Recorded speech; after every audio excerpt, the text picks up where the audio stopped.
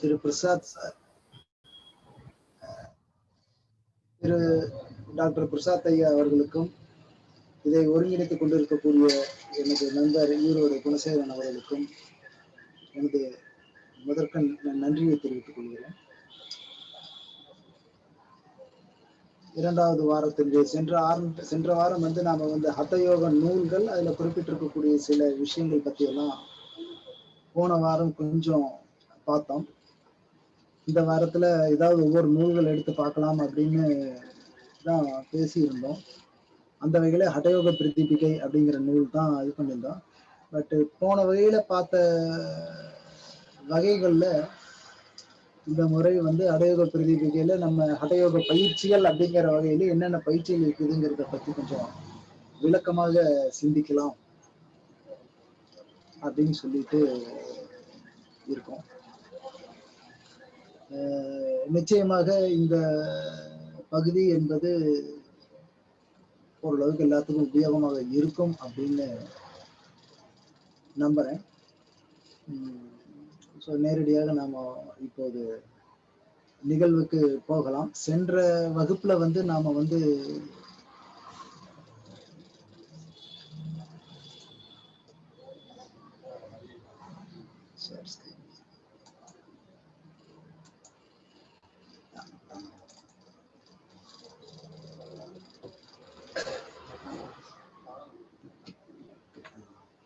சென்ற வகுப்புல நாம வந்து ஹதயோக நூல்கள் அப்படிங்கிறத பத்தி பார்த்தோம். இப்ப இந்த ஹதயோக நூல்கள்ல குறிப்பிட்டவைகள் முழுவதுமே ஹடயோக பயிற்சிகள்.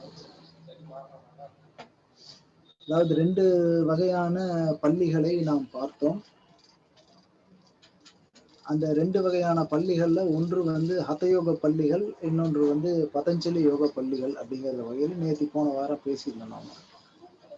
அதுல இந்த ஹதயோகம் அப்படிங்கிற நூல்ல போன தடவை நம்ம பார்த்தப்போ எவ்வளவு ஆசன பயிற்சிகள் இருக்கு, எவ்வளவு பிராணாயாமங்கள் சொல்லிருக்கு, எவ்வளவு முதிரைகள் இருக்கு, எவ்வளவு பந்தங்கள் இருக்கு, எவ்வளவு கிரியைகள் இருக்குது அப்படிங்கிறத பத்தி எல்லாம் ஒவ்வொரு நூல்களும் என்னென்ன குறிப்பிட்டிருந்தாங்க அப்படிங்கிறத விளக்கமாக பார்த்தோம் நாம.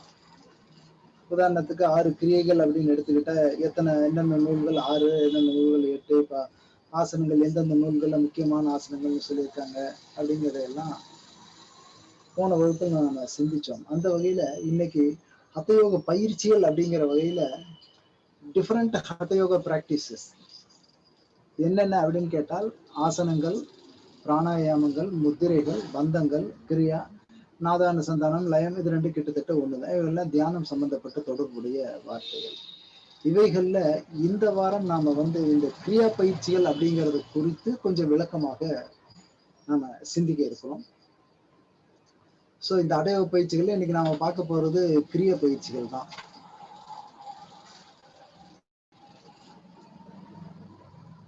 Just as a door is opened with the help of the key, similarly the yogi should open the way to liberation. நிர்வாணம், கைவல்யம், முக்தி இவைகளை பல்வேறு விதமான யோக பயிற்சிகளை கொண்டுதான் அந்த நிர்வாணம் என்று சொல்லக்கூடிய சமாதியை அடைவதற்கு முடியும், செல்ல வேண்டும் என்பதற்காக பலவிதமான யோக பயிற்சிகள் பண்ணியே ஆக வேண்டும். அந்த பல்விதமான யோக பயிற்சிகள் தான் என்னன்னு நம்ம இந்த ஸ்லைட்ல பார்க்கிறோம். ஆசனங்கள், பிராணாயாமங்கள், இதுல எதையாவது ஒன்றை மட்டும் பண்ணிட்டு நான் யோக பயிற்சிகள் பண்ணிட்டு இருக்கிறேன்னு சொல்றது முறையாகாது. அதனால இந்த பயிற்சிகள்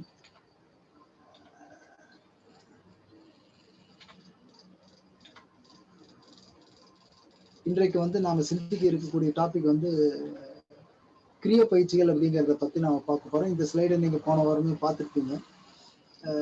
மொத்தமாக இருக்கக்கூடிய கிரியைகள் எவ்வளவு அப்படிங்கிறது வந்து ஹடயோக பிரதிபிகையில 6, கேரண்ட சங்கிலியில 6, ஹட்டரத்னாவளியில 8, சித்த சித்தாந்த பத்ததியில 6, சித்த சிவசந்நிதி யோக தரங்கினை கிரியாவை பத்தி மென்ஷன் பண்ணல அப்படிங்கிறத நம்ம சென்ற வகுப்புல பார்த்தோம். நாம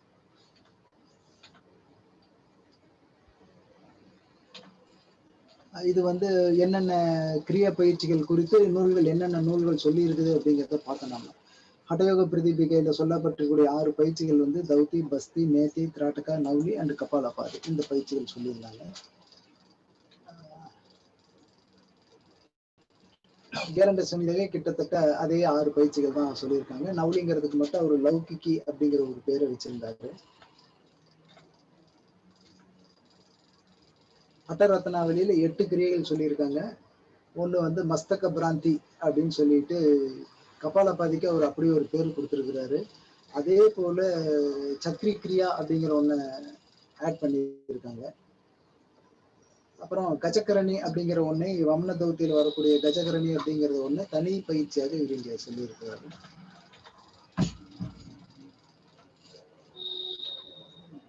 சித்த சித்தாந்த பத்தத்தில் அதே 6 கிரியைகள், ஆனால் அவைகளுக்கு பெயர் மாற்றப்பட்டிருக்கிறது. இதை நாம சென்ற வகுப்புல பார்த்துட்டோம். சோ இந்த வகுப்புல நாம சிந்திக்க இருக்கிறது கிரிய பயிற்சிகள் குறித்து சிந்திக்க இருக்கின்றோம். யோக தரங்கிலேயே கிரியாவை பத்தி சொல்ல வரல. சோ இப்ப இந்த பொதுவாக வந்து 6 வகையான கிரியா பயிற்சிகள் சொல்லப்பட்டிருக்கின்றது. அந்த 6 வகை கிரியா பயிற்சிகள் என்னென்ன, அவைகள்ல எப்படி விளக்கமாக பார்க்கிறது அப்படிங்கிறத பார்த்துக்கணும். இப்ப ஷட் கிரியா அப்படின்னு சொல்றோம். ஷட் மீன்ஸ் 6 என்று பொருள். கிரியா என்று சொல்லியிருக்கு அல்லது கர்மா என்று சொல்லியிருக்கு எந்த செயல். எனி ஆக்ஷன் இஸ் கால்டு கிரியா. எந்த ஒரு செயல் செய்தாலும் அது வந்து கிரியை அப்படிங்கிற இதுல தான் வரும். அதனால ஷட்கிரியா அல்லது சட் கர்மா அல்லது சட் கிரமா அப்படின்னு இந்த 3 சொற்களும் இந்த கிரியா பயிற்சிகள்ல பயன்படுத்தப்படும். இங்க வந்து இந்த ஆக்ஷன் அப்படிங்கிறது what the action denotes the பியூரிஃபிகேட்டரி process. அதாவது ஒரு செயல் என்று செஞ்சால் அந்த செயலுக்கு இப்ப வாசித்தல் அப்படின்னு ஒண்ணு வச்சிருக்கிறோம். வாசித்தல் அப்படின்னு சொல்லி சொன்னா நம்ம படிச்சுட்டு இருக்கிறோம் அப்படிங்கிறது பொருள். சமைத்தல் அப்படின்ற பெயர். அதனால இங்க ஆக்ஷன் அப்படிங்கிறது என்ன ஆக்ஷன், அது என்ன பண்ணும் அப்படின்னு கேட்டால் நம்மை சுத்தம் பண்ணக்கூடிய செயலை இந்த ஆக்ஷன் செய்யும். வாட் இஸ் பியூரிஃபிகேஷன் அப்படின்னு சொல்லி சொன்னா தூய்மை என்றால் என்ன? Being clean R get rid of the toxin. நம்மளிடம் இருக்கக்கூடிய தேவையில்லாத மாசுக்களை அல்லது அழுக்குகளை அல்லது தேவையில்லாத எதுவாக இருந்தாலும் அதை வந்து அகற்றுதல் என்பது பியூரிஃபிகேஷன். ஜென்ரலாக நாம் தினசரி வாழ்க்கையில இந்த படம் போட்டிருக்கிறோம். இங்க காலையில் எழுந்திரிச்சுன்னே பல்லு விளக்குறது, இந்த மாதிரியான செயல்கள் எல்லாமே வந்து பியூரிஃபிகேஷன் தான். ஈவன் பள்ளிக்கு செல்வது, பள்ளிக்கு நேரமா போவது அப்படிங்கிறது ஒரு வகையில மனசை சுத்தமா வைத்திருக்கிறது. இந்த மாதிரியான படங்கள் போட்டிருக்கோம். இந்த படங்களை போட்டிருக்கோம். So how many types of cleanliness are there? அந்த தூய்மை என்பது எத்தனை வகைப்படும் அப்படின்னு சொல்லி சொன்னா தூய்மை என்பது 2 வகைப்படும். Cleanliness are 2 types. They are external and internal. வெளிப்புறமாக சுத்தமாக இருத்தல், உள்புறமாக சுத்தமாக இருத்தல். இது 2 கிளீனிங் பண்ணும். What is external cleaning and what is internal cleaning? வெளிப்புற கிளீனிங்னா என்ன, உட்புற கிளீனிங்னா என்ன? இந்த வெளிப்புற கிளீனிங் உட்புற கிளீனிங் எதனால வரும் அப்படிங்கிறத பத்தி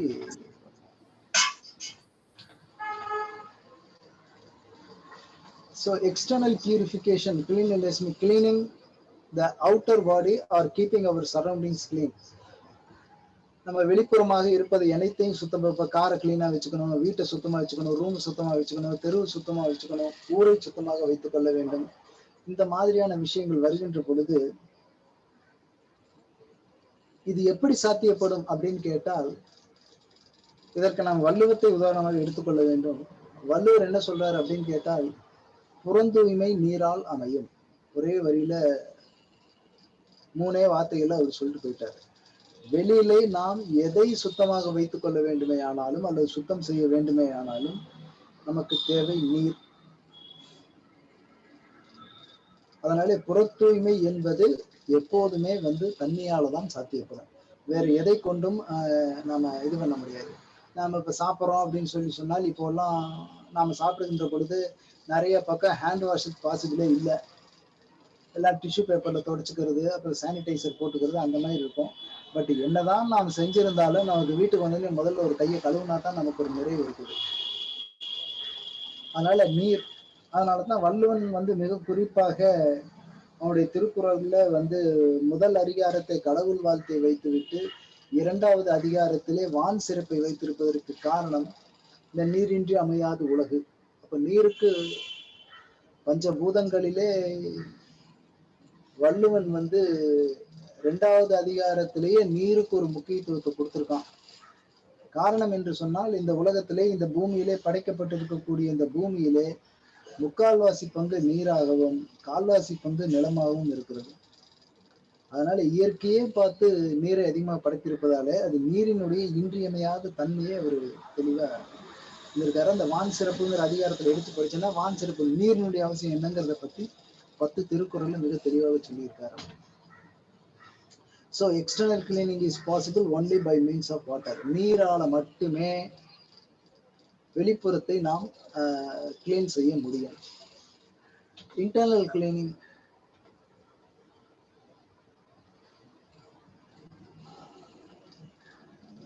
cleaning of two kinds. One is called physical cleaning and another one is called mental cleaning. Internal physical cleaning only possible by means of ஷட்கிரியாஸ். இது நாம கொஞ்சம் இங்க பார்க்கணும். உதாரணத்துக்கு நாம குளிக்கிறோம், தண்ணியில வெளிப்புறத்தை கிளீன் பண்ணிக்கிறோம். அதே போல தினமும் பல்லு விளக்குறோம், கிளீன் பண்ணிக்கிறோம். காதுல இருக்கக்கூடிய இதை பட்ஸை வச்சு எடுக்கிறோம், கண்களை சுத்தம் பண்றோம். இது மாதிரியான செயல்கள் எல்லாம் நாம செஞ்சுக்கிறோம். அதே சமயம் இன்டர்னல் அப்படிங்கிறது உடல் சார்ந்தது, உள்ளம் சார்ந்தது. இந்த உள்ளம் சார்ந்தது அப்படிங்கறது சொல்ற இடத்துலதான் வள்ளுவன் அகத்தூய்மை வாய்மையால் காணப்படும் அப்படின்னு வள்ளுவன் வந்து திருக்குறள்ல அந்த இன்டர்னல் கிளீனிங்ல மைண்டை பத்தி சொல்ற இடத்துல பேசுறாரு. ஆனால் இன்டர்னல்ல பிசிக்கல் கிளீனிங் அப்படின்னு ஒண்ணு இருக்கு. உதாரணத்துக்கு நாம் குடலை சுத்தம் செய்கின்றோம். அப்ப குடலையும் சுத்தம் செய்வதற்கு நாம என்ன பண்ண முடியும்? அதுக்கு ஏதாவது டிவைஸ் இருக்கா? இப்போ மாடல்ல ஏதாவது கண்டுபிடிக்கப்பட்டு இருக்கா அப்படின்னு கேட்டால் இல்லை. இப்ப இறைப்பை சுத்தம் பண்றதுக்கு நாம என்ன பண்ணணும்? இந்த காலத்துல சொல்றோம் பட்டினி இருங்க அப்படின்னு சொல்லி சொல்றோம். குடலை சுத்தம் பண்றதுக்கு பேதிக்கு சாப்பிடுங்க அப்படின்னு சொல்லி சொல்றோம். இவையெல்லாம் குடலை சுத்தம் பண்ணுவதற்கான சில செயல்பாடுகள். இவைகள் எல்லாம் இயற்கையாக எப்படி சுத்தம் பண்றது அப்படிங்கிறதுக்காக வைக்கப்பட்டிருக்கிறது.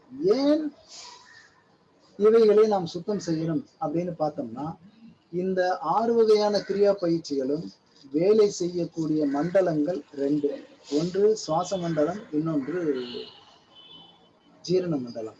இந்த 2 மண்டலங்களும் தான் ஈஸியாக பொல்யூட் ஆகக்கூடிய மண்டலங்கள். நம்மை புற உலகத்துடன் நேரடியாக தொடர்புபடுத்தக்கூடிய மண்டலங்கள் இது 2. சோ இந்த 2 மண்டலங்களையும் நாம் சுத்தமாக வைத்துக் கொள்வேனேயானால் உடலினுடைய மற்ற பகுதிகளிலிருந்து சேரக்கூடிய உற்பத்தி ஆகக்கூடிய கழிவுகள் இந்த மண்டலங்களின் வாயிலாக உடம்பிலிருந்து வெளியேற்றப்படும். அதாவது பருமனான கழிவுகள், நுட்பமான கழிவுகள் அப்படின்னு 2 சொல்ற கழிவுகளை டாக்ஸின்ஸ். இந்த பருமனான கழிவுகள் அப்படிங்கிறது நமது உடம்புக்குள்ளார இருந்து வெளியே போகணும்னாலும் சரி, வெளியில இருந்து உள்ளுக்குள்ளார வரணும்னாலும் சரி, ஒன்னா சுவாச மண்டலத்தின் வாயிலாகவோ அல்லது ஜீரண மண்டலத்தின் வாயிலாகவோ தான் வர முடியும். அதனால இந்த 2 மண்டலங்களையும் மிக முக்கியமான மண்டலங்கள், அதாவது சுத்தமாக வைத்திருக்கக்கூடிய அடிப்படையிலே இவர்கள் முக்கியமான மண்டலங்கள் அப்படின்னு சொல்லுது. அதனாலதான் அந்த காலத்துல நம்ம முன்னோர்கள் இந்த 6 வகையான கிரிய பயிற்சிகளுக்கு முக்கியத்துவம் கொடுத்திருந்தாங்க.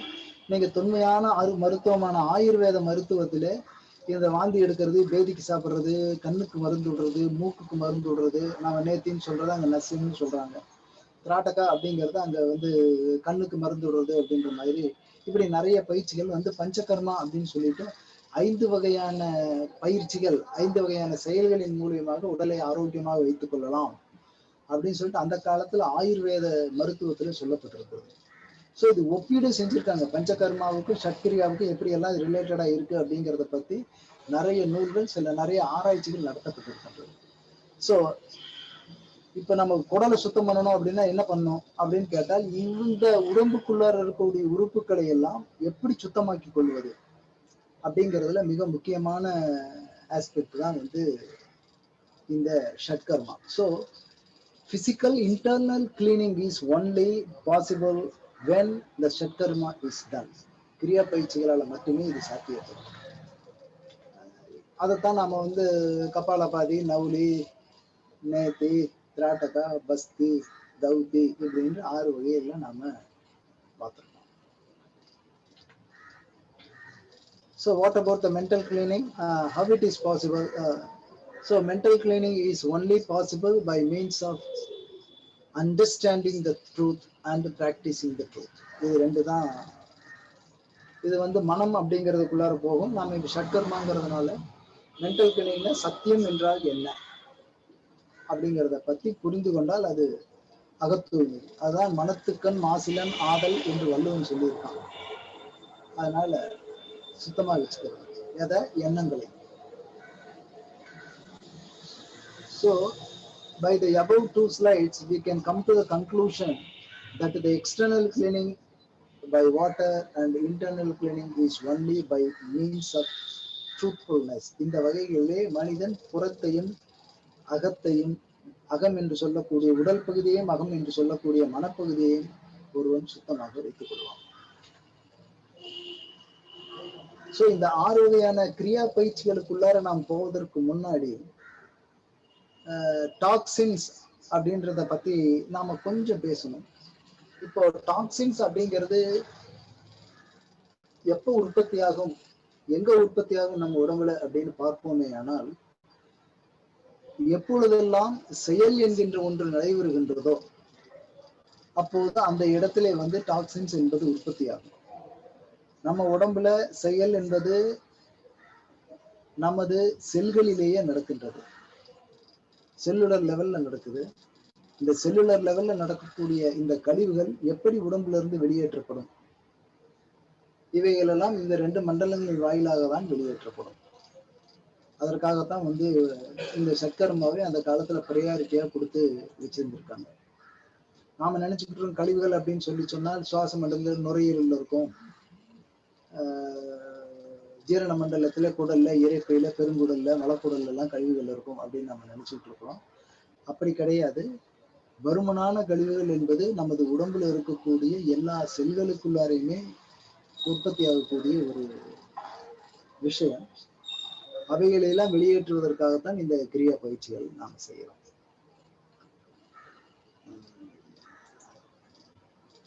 ஸோ டைப்ஸ் ஆஃப் கிரியா நம்ம பார்த்துட்டோம். 1 கபாலபாதி, 2 திராட்டகா, நேதி, தௌதி, நௌலி, Basti. The systems all claimed by the ஷட்கர்மா. நம்ம உடம்புல இருக்கக்கூடிய டிஃபரெண்ட் சிஸ்டம்ஸ். இப்ப இந்த பயிற்சிகள் எப்படி வேலை செய்யுது, எந்தெந்த மண்டலத்துல வேலை செய்யுது? கபாலபாதி அப்படிங்கிற பயிற்சி கம்ப்ளீட் ஒர்க்ஸ் அந்த மெயின்லி இட் இஸ் ஒர்க்ஸ் அந்த நர்வஸ் அண்ட் ரெஸ்பிரேட்டரி சிஸ்டம். இது 2 மண்டலங்களில் மட்டுமே இவைகள் வேலை செய்யும், நர்வஸ் சிஸ்டத்திலையும் ரெஸ்பிரேட்டரி சிஸ்டத்திலையும். திராட்டக பயிற்சி என்பது ஆப்டிக் ட்ராக் மற்றும் ஐஸ் வெளியில இருக்கக்கூடிய பருமனான வெளியிலேயும் அது தொடர்புடைய மூளையிடம் தொடர்புடைய நரம்பு மண்டலம், optic one of the cranial nerve. இதுதான் வந்து நம்மளுடைய விழியையும் அதற்கு தொடர்புடைய நரம்பு வந்து நமது மூளையில கொண்டு போய் இந்த கார்டெக்ஸ் சொல்லக்கூடிய இடத்துல கொண்டு போய் இணைக்கக்கூடிய இந்த ஆப்டிக் ட்ராக்கையும் இது கிளீன் பண்ணும்.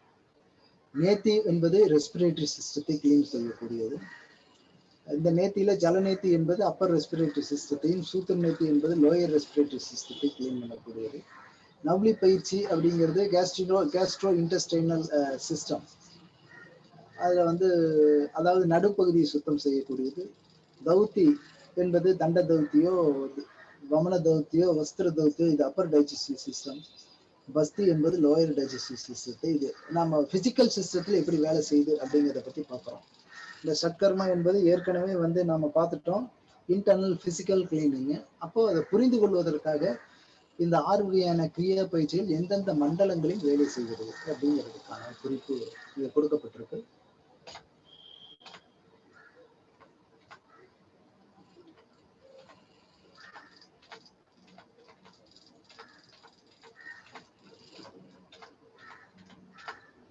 இது வந்து ஜெனரலாக மொத்தமான கிரியா பயிற்சிகளுடைய மொத்த ஸ்லைடு. இது 6 வகையான கிரியா பயிற்சிகள். 1 தௌத்தி, பஸ்தி, நேத்தி, நௌலி, திராட்டகா, கபாலபாதி. இதுல தௌத்தி என்கிறது 4 வகையாக பிரிக்கப்பட்டிருக்கின்றது. 1 அந்தர் தௌத்தி, இன்னொன்னு தண்ட தௌத்தி, இன்னொன்று கிருத் தௌத்தி, ஒன்று மூல சோதனம். இந்த 4 வகையான கிரியா பயிற்சிகளாக பிரிக்கப்பட்டிருக்கிறது மொத்தமாக. இதுல அந்தர்தௌதி அப்படிங்கிறது வாதசார தௌதி, வாரிசார தௌதி, வன்னிசார தௌதி, பகிஷ்கிருத தௌதி என்று 4ஆக பிரிக்கப்பட்டிருக்கின்றது. வாரிசார தௌத்தியை தான் இன்னை வாரி என்று சொன்னால் தண்ணியை கொண்டு செய்வதாலே அது சங்க பிரக்ஷாலனங்கிறத சொல்லுவோம். இந்த சங்க பிரக்ஷாலம் என்பது லகு சங்க பிரக்ஷாலம், வீரிய சங்க பிரக்ஷாலம் 2 வகையாக பிரிக்கப்படும். வன்னிசார தௌதி என்பது அக்னிசார கிரியை குறிக்கும். வாதசார தௌதி என்பது வாய் வழியாக காற்றை உள்ளே இழுத்து மலத்துவாரத்தின் வழியாக வெளியேற்றுவது. இது வாதசார தௌதி.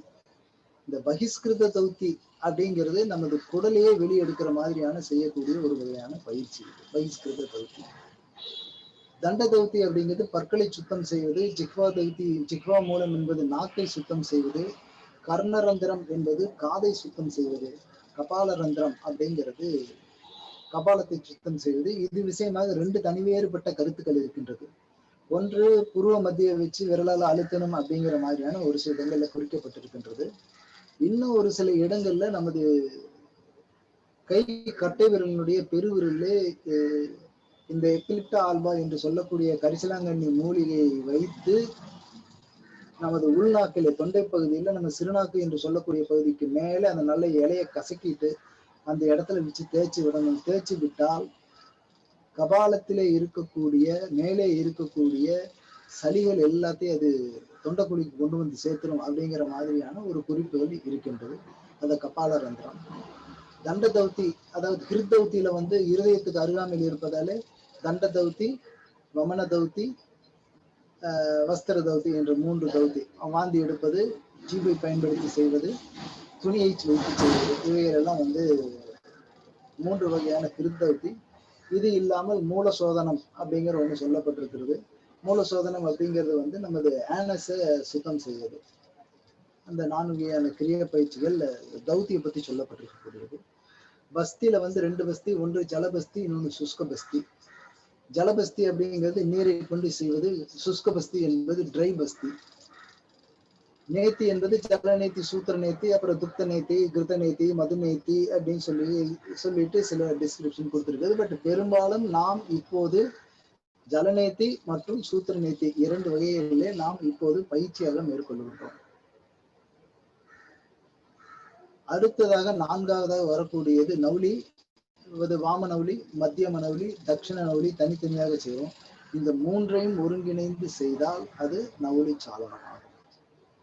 திராட்டகத்துல அந்தர் திராட்டகம், பகிர் திராட்டகம் 2. இந்த பகிர் திராட்டகத்திலே ஜத்ரு திராட்டகம், சூரிய திராட்டகம், ஜோதிர் திராட்டகம் என்கின்ற 3 வகையாக சொல்லப்பட்டிருக்கக்கூடியது. கபாலபாதியில கபாலபாதி, வாத்த கர்ம கபாலபாதி அப்படிங்கிறது வேகமாக காற்றை வெளியே விடுவது. வித்கர்ம கபாலபாதி, சீத்கர்ம கபாலபாதி அப்படிங்கிறது மூக்கு வழியாக தண்ணியை விட்டு வாய் வழியாக இருப்பது, வாயில தண்ணி ஊற்றி மூக்கு வழியாக வெளியேறுவது. இவையெல்லாம் 6 வகையான ஷட்கர்ம பயிற்சிகளினுடைய சிறிய விளக்கங்கள். இது டைப்ஸ். இதே போல இன்னொரு கிளாசிபிகேஷன் இருக்குது. அதாவது சட்கர்மாவை நான் எப்படியெல்லாம் புரிஞ்சுக்கலாம் அப்படிங்கிறதுக்கான இத்தனை விளக்கங்கள் கொடுத்திருக்கேன். எந்த இடத்துல இது எப்படியெல்லாம் இந்த அர்த்தத்தை வைத்தே நாங்க கொஞ்சம் பெட்டராக புரிஞ்சுக்க முடியுங்கிறதுக்காக காத்தின் மூலியமாக பயன்படுத்தி செய்யக்கூடியதெல்லாம் என்னென்ன? வாதசார சௌத்தி, சுஷ்க ஆர் ஸ்தலபஸ்தி, கபாலபாதி இவையெல்லாம் நம் காற்றை பயன்படுத்தி செய்யக்கூடியது. தண்ணீரை பயன்படுத்தி செய்யக்கூடியதெல்லாம் வமன தௌத்தி, கஜகரணி, சங்க பிரக்ஷாலனம் என்று சொல்லக்கூடிய வாரிசார தௌத்தி, ஜலநேத்தி, வித்கிரம கபாலபாதி, சீத்கிரம கபாலபாதி, ஜலபஸ்தி இவைகளெல்லாம் நீரை கொண்டு பயிற்சி செய்வது. நீரால் செய்யக்கூடிய பயிற்சி எல்லாம் யாவை அப்படின்னு கேட்டாங்கன்னா இதையெல்லாம் நம்ம மென்ஷன் பண்ணணும். இன்னொன்னு ஃப்ரிக்ஷன், அதாவது உராய்வை உண்டு பண்ணி சென்று வரல எப்படி மூவ்மெண்ட் அப்படிங்கிறத வச்சு அதுக்கு தேய்ப்பதன் மூலியமாக தண்ட தௌத்தி, டியூபை உள்ள விட்டு அப்படியே உறைஞ்சிக்கிட்டே போகுது. வஸ்திர தௌத்தி இதெல்லாம் ஃப்ரிக்ஷன். சூத்திர நேத்தி ஃப்ரிக்ஷன். தண்ட மூல தௌத்தி, ஜிஹ்வா மூல தௌத்தி இவைகள் எல்லாம் ஃப்ரிக்ஷன்னால நமக்கு செய்யக்கூடியது. இன்னொன்னு மேனிப்புலேட்டிங், அதாவது நமது உறுப்புகளையே மேனிப்புலேட் பண்றது. அந்த வகையில cleaning by manipulating the organ. அப்ப வன்னிசார தௌத்தி அப்படிங்கிறது நமது இறைப்பை நவுலி இவைகள் எல்லாம் வந்து மேனிப்புலேட் பண்றது. திராட்டகால ஜோதிர் திராட்டகா அப்படிங்கிறது, சாரி சூரிய திராட்டகம் அப்படிங்கிறது நம்ம கண்கள் இது பண்றோம். வாத்தபஸ்தி அப்படிங்கிறது வந்து நமது குடலை வந்து வெளியே கொண்டு வந்து செய்யக்கூடிய ஒரு பயிற்சி அது. இதெல்லாம் வந்து அனதர் கிளாசிபிகேஷன். இது வரைக்கும் நாம வந்து இந்த 6 வகையான கிரியா பயிற்சிகள்ல இருக்கக்கூடிய என்னென்ன கிளாசிபிகேஷன், அது எப்படியெல்லாம் கிளாசிஃபை பண்ணிருக்கு அப்படிங்கிறத பத்தி நாம இது வரைக்கும் பார்த்தோம். இப்ப வந்து இதுல இருக்கக்கூடிய ஒரு பயிற்சி, ஒரு 2 பயிற்சிகளை பத்தி நாம கொஞ்சம் சிந்தனை பண்ணுவோம்.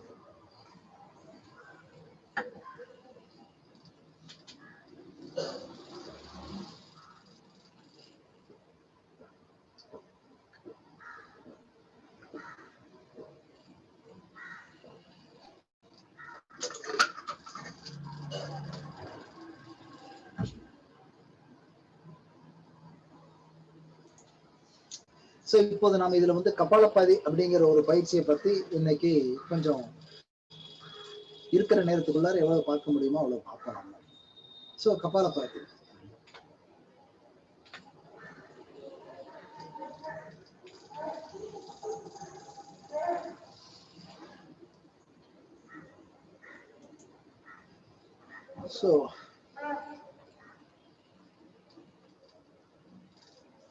சோ மீனிங் ஆஃப் கபாலபாதி அப்படின்னு பார்த்தோம்னா, கபாலபாதி அப்படின்னு பார்த்தோம் அப்படின்னு சொல்லி, கபாலம் என்று சொன்னால் அது மண்டை ஓட்டை குறிக்கும், ஸ்கல் பகுதியை குறிக்கும். பாத்தி அப்படின்னு சொல்லி சொன்னால் ஜொலித்தல், ஒளிருதல், கிளிட்டரிங், ஷைனிங் அப்படிங்கிற ஒரு பொருளை குறிக்கும். சோ கபாலபாதி என்பது எந்த ஒரு பயிற்சியானது நம் தலைப்பகுதியை, கபால பகுதியை ஒளிர வைக்க கூடியதோ அந்த பயிற்சிக்கு கபாலபாதி என்று பொருள். இந்த இடத்துல நாம வந்து கபாலம் என்று சொன்னால் அது குறிப்பது மண்டையோடு. ஆனால் நம் முன்னோர்கள் வந்து எந்த அர்த்தத்தில் இதை வச்சிருப்பாங்க அப்படின்னு சொல்லி சொன்னால், தலைக்குள்ள இருக்கக்கூடிய மூளையை ஜொலிக்க சொல்லணும் அப்படின்னு சொல்லுவாங்க. அப்ப மூளை என்பதெல்லாம் ஜொலிக்குமா எப்படி அப்படிங்கறது நம்ம எப்படி புரிஞ்சுக்கிறதுன்னு தெரியாது. அப்ப இந்த இடத்துல கபாலம் என்பது எதை குறிக்கும் என்று சொன்னால், அது நமது முகத்தை குறிக்கும். அப்ப முகம் ஜொலிக்கிற மாதிரி இருக்கும். ஸ்கல்லு ஜொலிக்கணும்னா தலையினுடைய முன்பகுதி ஜொலிக்குமா, இல்ல உச்சந்தலை ஜொலிக்குமா, இல்ல பின்பகுதி ஜொலிக்குமா? இதெல்லாம் என்னைக்குமே ஜொலிக்காது.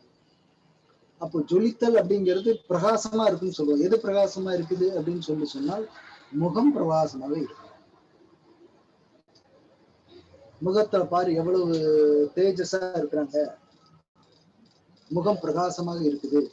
இப்படி எல்லாம் நம்ம ஒரு சில முகத்தை பார்த்துட்டு சொல்லுவோம். அந்த முகத்தை பார்த்துன்னு ஒரு வசீகரிக்கக்கூடிய முகமாக இருக்கும். அதற்கு காரணம் என்ன அப்படின்னு கேட்டால் அவங்களுடைய எண்ணங்கள் தான். அதனால இந்த கபாலபாதி எந்த சிஸ்டத்துல வேலை செய்யுது அப்படிங்கிறத நம்ம முதல்ல பார்க்கின்ற பொழுது நம்ம பார்த்துட்டோம், நர்வஸ் சிஸ்டம் மற்றும் ரெஸ்பிரேட்டரி சிஸ்டம் தான். அப்போ செய்யக்கூடிய பயிற்சி பார்த்தா அது மூச்சு பயிற்சி மாதிரி தெரிஞ்சாலுமே, அந்த மூச்சு காற்றிற்கும் நமது நரம்பு மண்டலத்துல, அதாவது மூளையில இருக்கக்கூடிய நரம்பு மண்டலத்துல இருக்கக்கூடிய மூளை பகுதிகளில் இருக்கக்கூடிய நியூரான்ஸ் என்று சொல்லக்கூடிய செல்களுக்கும் ஏதோ நெருங்கிய தொடர்பு உண்டு அப்படிங்கிறத அந்த காலத்துல நம்ம முன்னோர்கள் தெரிஞ்சு வச்சிருந்திருக்காங்க. அதனால கபாலபாதி அப்படிங்கிறதுக்கான மீனிங் இதுதான். Kapalabhati means shining of the head. Head அப்படிங்கிறது இந்த இடத்துல we should consider it as a face.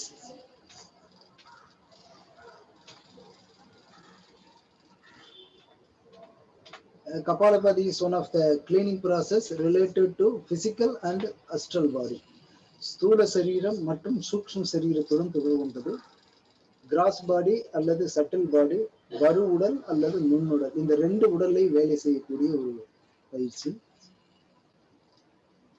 How it purifies physical and astral body. எந்த வகையில இது வந்து ஸ்தூல சரீரத்தையும் சூக்ஷ்ம சரீரத்தையும் சுத்தம் செய்கிறது. Okay. So physically it purifies the respiratory and the nervous system. நரம்பு மண்டலம், நரம்பு, மூளை, தண்டுவடம் மற்றும் நரம்பு மண்டலம் இவைகளையும், அதே போல சுவாச மண்டலத்திலே மூக்கின் நுனியில் இருந்து நமது நுரையீரல் இருக்கக்கூடிய நுரையீரல் வேகமாக சுருக்கி விடுவதன் மூலியமாக இயக்கணும். So it activates all the parts of the respiratory system from nose to the alveoli.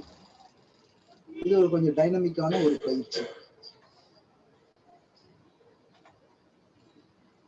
அடுத்ததாக இது எப்படி நுண்ணுடல்ல வேலை செய்யுது, how it cleanses the astral body அப்படிங்கும்போது it cleanses the nadis. நமது உடம்புல இருக்கக்கூடிய நாடிகளை சுத்தம் செய்வதிலே மிக முக்கியமான பங்கு இந்த கபாலபாதி பயிற்சிக்கு உண்டு. எப்போது நாடிகள் சுத்தம் பட ஆரம்பிக்க ஆரம்பிக்க ஆரம்பிக்க ஆரம்பிக்க ஒருவனுடைய எண்ணங்கள்ல மாற்றம் வரும். ஒருவனுடைய முகம் ஜொலிக்கிறது என்று சொன்னால் அவனுடைய எண்ணங்கள் தூய்மையாக இருக்கின்றது என்று பொருள். உதாரணத்துக்கு நாம புத்தருடைய முகங்களையோ ஒரு சில முகங்களை எல்லாம் நாம பார்த்தோம்னாவே தெரியும். அந்த முகத்தை பார்த்தோன்னே நம்மளே அறியாம ஒரு ஈர்ப்பு வரும். காரணம் வந்து இப்ப நாம உதாரணத்துக்கு நாம சொல்லலாம், அன்னை தெரசா அப்படிங்கிற படத்தை பார்ப்போம். நாம முகத்தை பார்த்தோன்னே நம்மளுக்கு என்ன தோணுது அப்படின்னு சொன்னா நமக்கு ஒரு ஈர்ப்பு வருது. காரணம் என்ன அப்படின்றது அந்த முகத்தை பற்றி அழகு கிடையாது. அந்த முகத்தின் மூலியமாக அவங்களுக்குள்ளார இருக்கக்கூடிய கருணை வெளிப்படுது, அன்பு வெளிப்படுது. அப்ப அது எண்ணங்களை எவ்வளவு சுத்தம் பண்ணும். அந்த மாதிரியான ஒரு தன்மையை இந்த கபாலபாதி பயிற்சி நமக்குள்ளார உண்டு பண்ணுவதாலேதான் இதற்கு கபாலபாதி என்கின்ற பெயரை நம் முன்னோர்கள் சுட்டி இருக்கிறாங்க. ஸோ பருவுடலையும் நுண்ணுடலையும் அது கிளீன் பண்ணுது.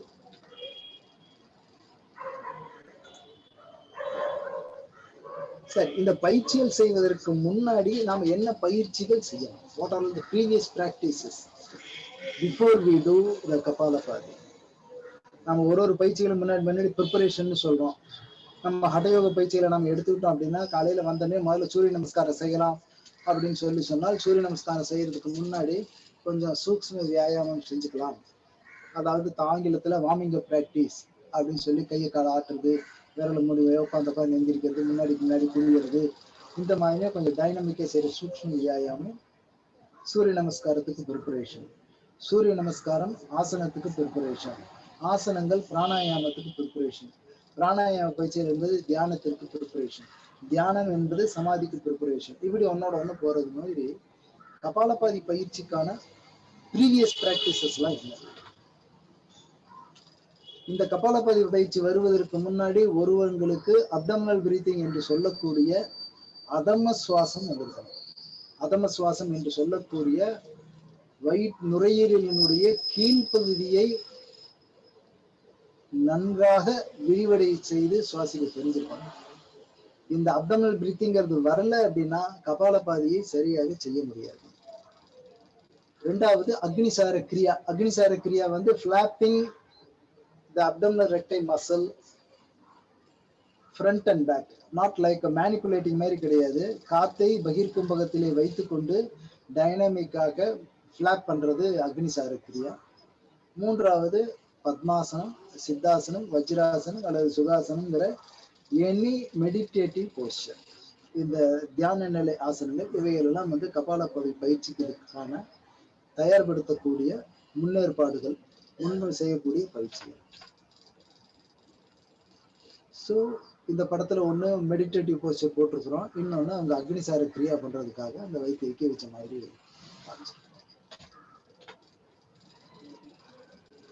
என்னென்ன மெட்டீரியல் வேணும் கபாலபாதி செய்வதற்கு, நமக்கு என்னென்ன உபகரணங்கள் தேவைப்படுது? ஒன்று, அமைதியான இடம், நல்ல நமக்கு எந்த விதத்திலையும் டிஸ்டர்பன்ஸ் இல்லாத ஒரு பீஸ்ஃபுல்லான இடம் ஒன்று. ரெண்டாவது, அமைதியான அல்லது சாந்தமான மனோநிலை. நான் இந்த பயிற்சி எனக்காக செய்யறேன் அப்படிங்கிற ஒரு அக்செப்டன்ஸோட peaceful state of mind, ட்ராங்குலைஸ்டு state, அந்த மாதிரியான மைண்ட். ரெண்டாவது, யோகா மேட். அதாவது எந்த யோகா பயிற்சிகளையும் வந்து நாம தரையில செய்யக்கூடாது அப்படிங்கிறது விதி. அதனால கண்டிப்பாக யோகா மேட் போட்டுக்கிட்டு செய்யணும்.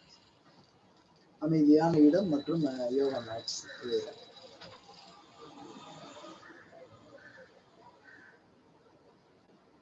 So இந்த டெக்னிக் எப்படி பண்றது? Any comfortable meditative poster can be adapted.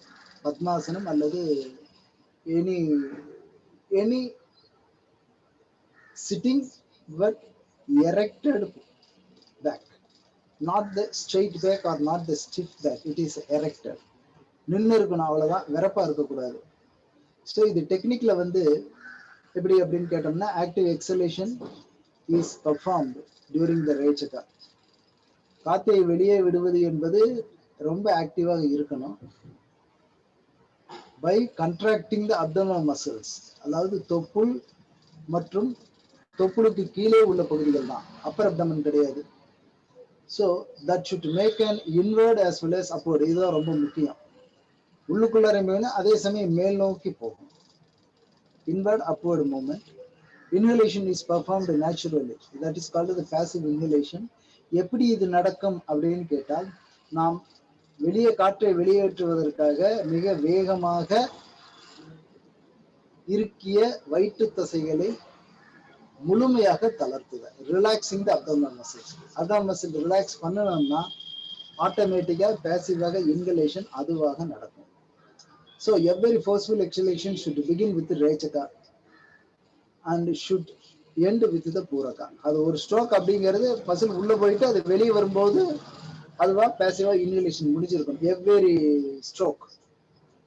The time duration for Rechaka is less than the Puraka.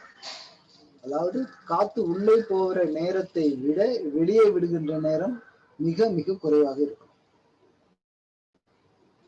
Maximum எவ்வளவு ஒரு நிமிஷத்துக்கு செய்யலாம் அப்படின்னு கேட்டால், if you understand the technique in right, maximum ஒரு நிமிடத்திற்கு 120 ஸ்ட்ரோக்குகள் போடலாம். அதாவது ஒரு செகண்டிற்கு 2 கபாலபாதி ஸ்ட்ரோக் போட்டிருக்கணும்.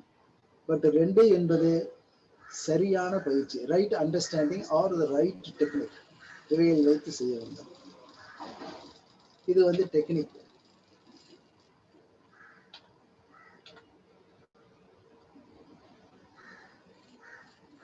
ஸோ இந்த கபாலபாதி டெக்னிக்ல என்ன நடக்கும் அப்படின்னு கேட்டோம்னா, நாம ஆக்சிஜன் நிறைய கிடைக்கும் அப்படின்னு சொல்லுவாங்க. ஆனால் கிடைக்கக்கூடிய ஆக்சிஜனை நமது உடம்பு எஃபிஷியண்டாக பயன்படுத்தும் அப்படிங்கிறது தான் இன்றைக்கான நடைமுறை. கபாலபாதியில் இருக்கக்கூடிய நடைமுறை இதுதான். நிறைய பேருக்காக ஆக்சிஜன் நிறைய கிடைக்கும் அப்படின்னு சொல்லுவாங்க. நம்ம கபாலபாதி டெக்னிக்கை நாம் எடுத்துக்கொள்வோமேயானால் எக்ஸலேஷன் என்பது ஆக்டிவாக இருக்கும் அப்படின்னு சொல்றோம். இன்ஹலேஷன்ங்கிறது பேசிவாக இருக்கும். நமக்கு ஆக்சிஜன் நிறைய குடிக்கணும் அப்படின்னு சொன்னால் இன்கமிங் ஏர் நிறைய கிடைச்சதுன்னா தான் ஆக்சிஜன் நிறைய கிடைக்கும். ஆனால் நாம இங்க இந்த கபாலபாதி பயிற்சியில எக்ஸலேஷன் அப்படிங்கிறது பேசிவாக நடத்தணும். நாமளா இழுக்கக்கூடாது, காற்று அதுவாக உள்ள போகணும் அப்படிங்கிறது டெக்னிக். அப்போ எப்படி நிறைய ஆக்சிஜன் போகும்? உதாரணமாக எக்ஸலேஷன் ஒரு 100% எடுத்துக்கிட்டோம் அப்படின்னா, எக்ஸலேஷன் அப்படிங்கிறது ஆக்டிவா இருக்கணும் அப்படின்னா, சே ஃபார் எக்ஸாம்பிள் 70% வந்து 80% ஆக்டிவா எக்ஸேல் பண்றோம். ஆனா இன்ஹலேஷன் பேசிவா ஸ்மூத்தா பண்றோம். அப்ப 80% ஆக்டிவ் அப்படின்னாவே மிச்சம் இருக்கக்கூடிய 20% தான். அந்த 20% ஆக்சிஜன் வருகின்ற பொழுது அது நமக்கு குறைவாகவா அதிகமாகவா அப்படின்னு பார்த்தா அமௌண்ட் வைஸ் அது குறைவுதான். ஆனால் அந்த 20% இருக்கக்கூடிய ஆக்சிஜனை இந்த உடம்பு முழுமையாக பயன்படுத்திக் கொள்ளும். இது வந்து கபாலபாதி டெக்னிக்கை நான் வந்து செஞ்சு பார்க்கிற பொழுது ஒவ்வொருத்தவங்களும் இதை ஃபீல் பண்ணலாம். நாம இதெல்லாம் வந்து ஒரு டயக்ராம்லாம் போட்டு கொஞ்சம் பெரிய அளவுல எலாபரேட்டா பேசினா தான் பேச முடியும். ரெண்டாவது, இந்த சிஸ்டத்துக்கு முன்னாடி உட்காந்து பேசுற பொழுது வார்த்தைகள் என்னமோ மிக குறைவாகத்தான் வருது. So oxygen consumption in Kapalabhati.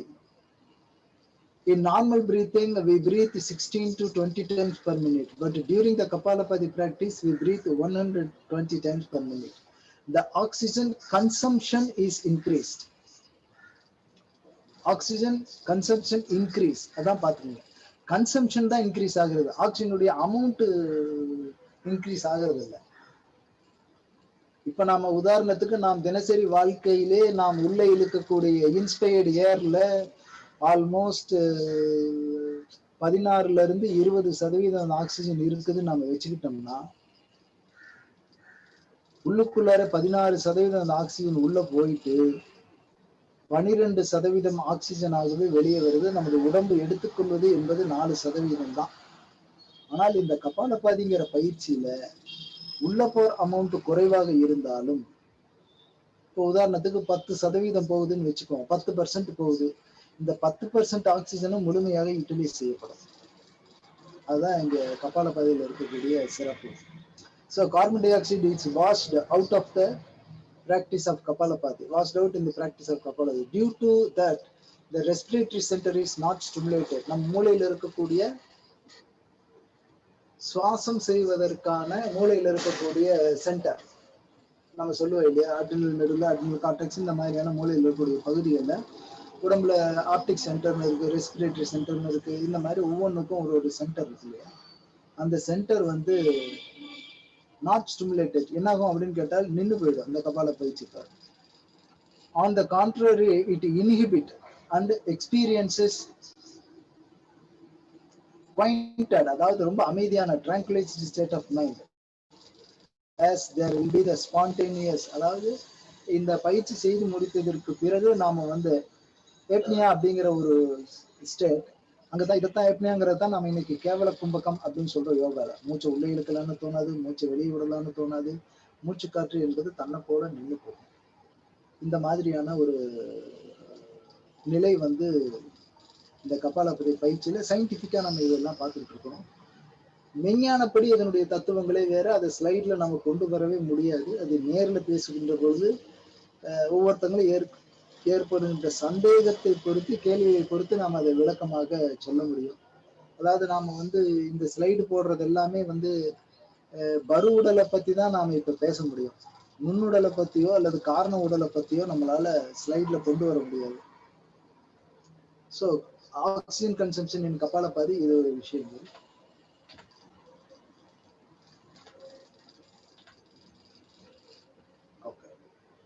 So conditions of the ribs, ஜென்ரலா நாம என்ன பண்ணிருப்போம் அப்படின்னு கேட்டால், இந்த ரிப் கேஜ் வந்து ரொம்ப முக்கியம். இந்த ரிப் கேஜ் கரெக்டாக இருந்தால் மட்டுமே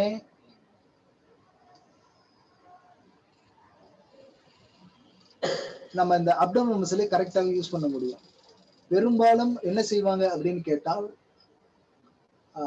இந்த சிட்டிங் போஸ்டர், மெடிடேட்டிவ் போஸ்டர்ல கபாலபாதிக்கு உட்காரும் போதே அந்த ரிப் கேஜை நிறைய பேர் தூக்கி வச்சுட்டு உட்காந்துக்குவாங்க, வெறப்பா உட்காருவாங்க. அந்த வெறப்பா உட்கார்ந்தாங்கன்னாவே அப்டோமினல் மசில்ஸ் முழுமையாக ரிலாக்ஸ் பண்ண முடியாது. அதனால through out the practice the ribs must be kept intact. கொஞ்சம் அப்படியே கீழே தள்ளின மாதிரி தான் வச்சிருக்கணுமே தவிர நெஞ்சை விரிச்சுக்கிட்டு உட்காந்து முடியாது. நெஞ்சை விரிச்சு கொண்டு உட்காருவோமே ஆனால், அதாவது ரிலாக்ஸ்டு பிரீத்திங் என்று சொல்லக்கூடிய அப்டோமினல் பிரீத்திங் ஒருவராலையும் சரியாக செய்ய முடியாது. அதே சமயம் இந்த மசில்ஸ் எல்லாம் ஸ்டிஃப் ஆகி போயிடும். So the ribs must be intact. The muscles those who move freely are the diaphragm and the front abdominal rectus muscle. The falling and raising of the ribs are very slight during the Kapalabhati. They are almost negligible. அதாவது நம்ம இந்த வயிற்று தசைகளை நாம flop பண்றோம். அது flop பண்ணும்போது அது அசைகிறதுனால இந்த நெஞ்சு லேசா அசையும், அவ்வளவுதான் இருக்கணுமே தவிர எந்த காரணத்தை கொண்டும் நாமளாக வந்து இந்த நெஞ்சை ஓபன் பண்றதோ இந்த ரிப்கேஜை ஓபன் பண்றதோ இருக்கக்கூடாது. இது வந்து conditions of the ribs or during the kapalabhati stroke போடுற பொழுது. ரெண்டாவது, இதெல்லாம் செய்கின்ற பொழுது நமது உடல் எந்த வகையிலையும் வயலண்டா மூவ் பண்றதோ, முகத்துல மாற்றங்கள் வருவதோ, அல்லது தோள்பட்டை அசைவதோ, உடம்பு அசைவதோ, முதுகு அசைவதோ, இவைகள்லாம் கண்டிப்பாக இருக்கக்கூடாது. Violent movement should not be there. அதாவது ரெஸ்பிரேட்டரி அப்டோமினல் மசில் அப்படிங்கிறது வேகமாக ஆடலாம். இது எந்த விதத்திலையும் உடலினுடைய மற்ற பகுதிகளுக்கு ஒரு ஸ்டிஃப்னஸையோ ஒரு இறுக்கத்தையோ விரைப்புத்தன்மையோ கொண்டு போகக்கூடாது இந்த கபாலபாதி பயிற்சி.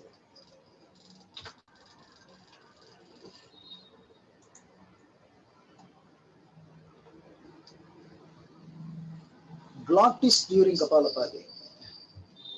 இந்த கிளாட்டிஸ் என்று சொல்ல எபிகிளாட்டிஸ் நம்ம ஒன்று இந்த ஃபுட் பைப்பையும் விண்டு பைப்பையும் மூடுறதுக்கான ஒரு பயிற்சி இருக்கு. இதை எப்படி வச்சிருக்கணும்? It is advice to keep the glottis open during the practice. எந்த காரணத்தை கொண்டு இந்த கிளாட்டிஸை வச்சு நம்ம க்ளோஸ் பண்ணக்கூடாது. There is one tradition recommends that slight narrowing the glottis in Kapalapati. This is to be done very slight, that the expelled air is not likely to be held back to any appreciable extent. அதாவது இதை ரொம்ப மூடி வச்சுட்டோம் அப்படின்னா அங்கிருந்து வரக்கூடிய காத்து முழுமையாக வெளியே வராது. அதனால முடிஞ்ச வரைக்கும் இந்த தொண்டை பகுதி என்று சொல்லக்கூடிய கிளாண்டிஸ் பகுதியை ஓபன் பண்ணி வச்சிடணும். நிறைய பேர் சில இருக்கமா இதை மூடிட்டு செய்வாங்க, அதை மூடிட்டு செய்யக்கூடாது.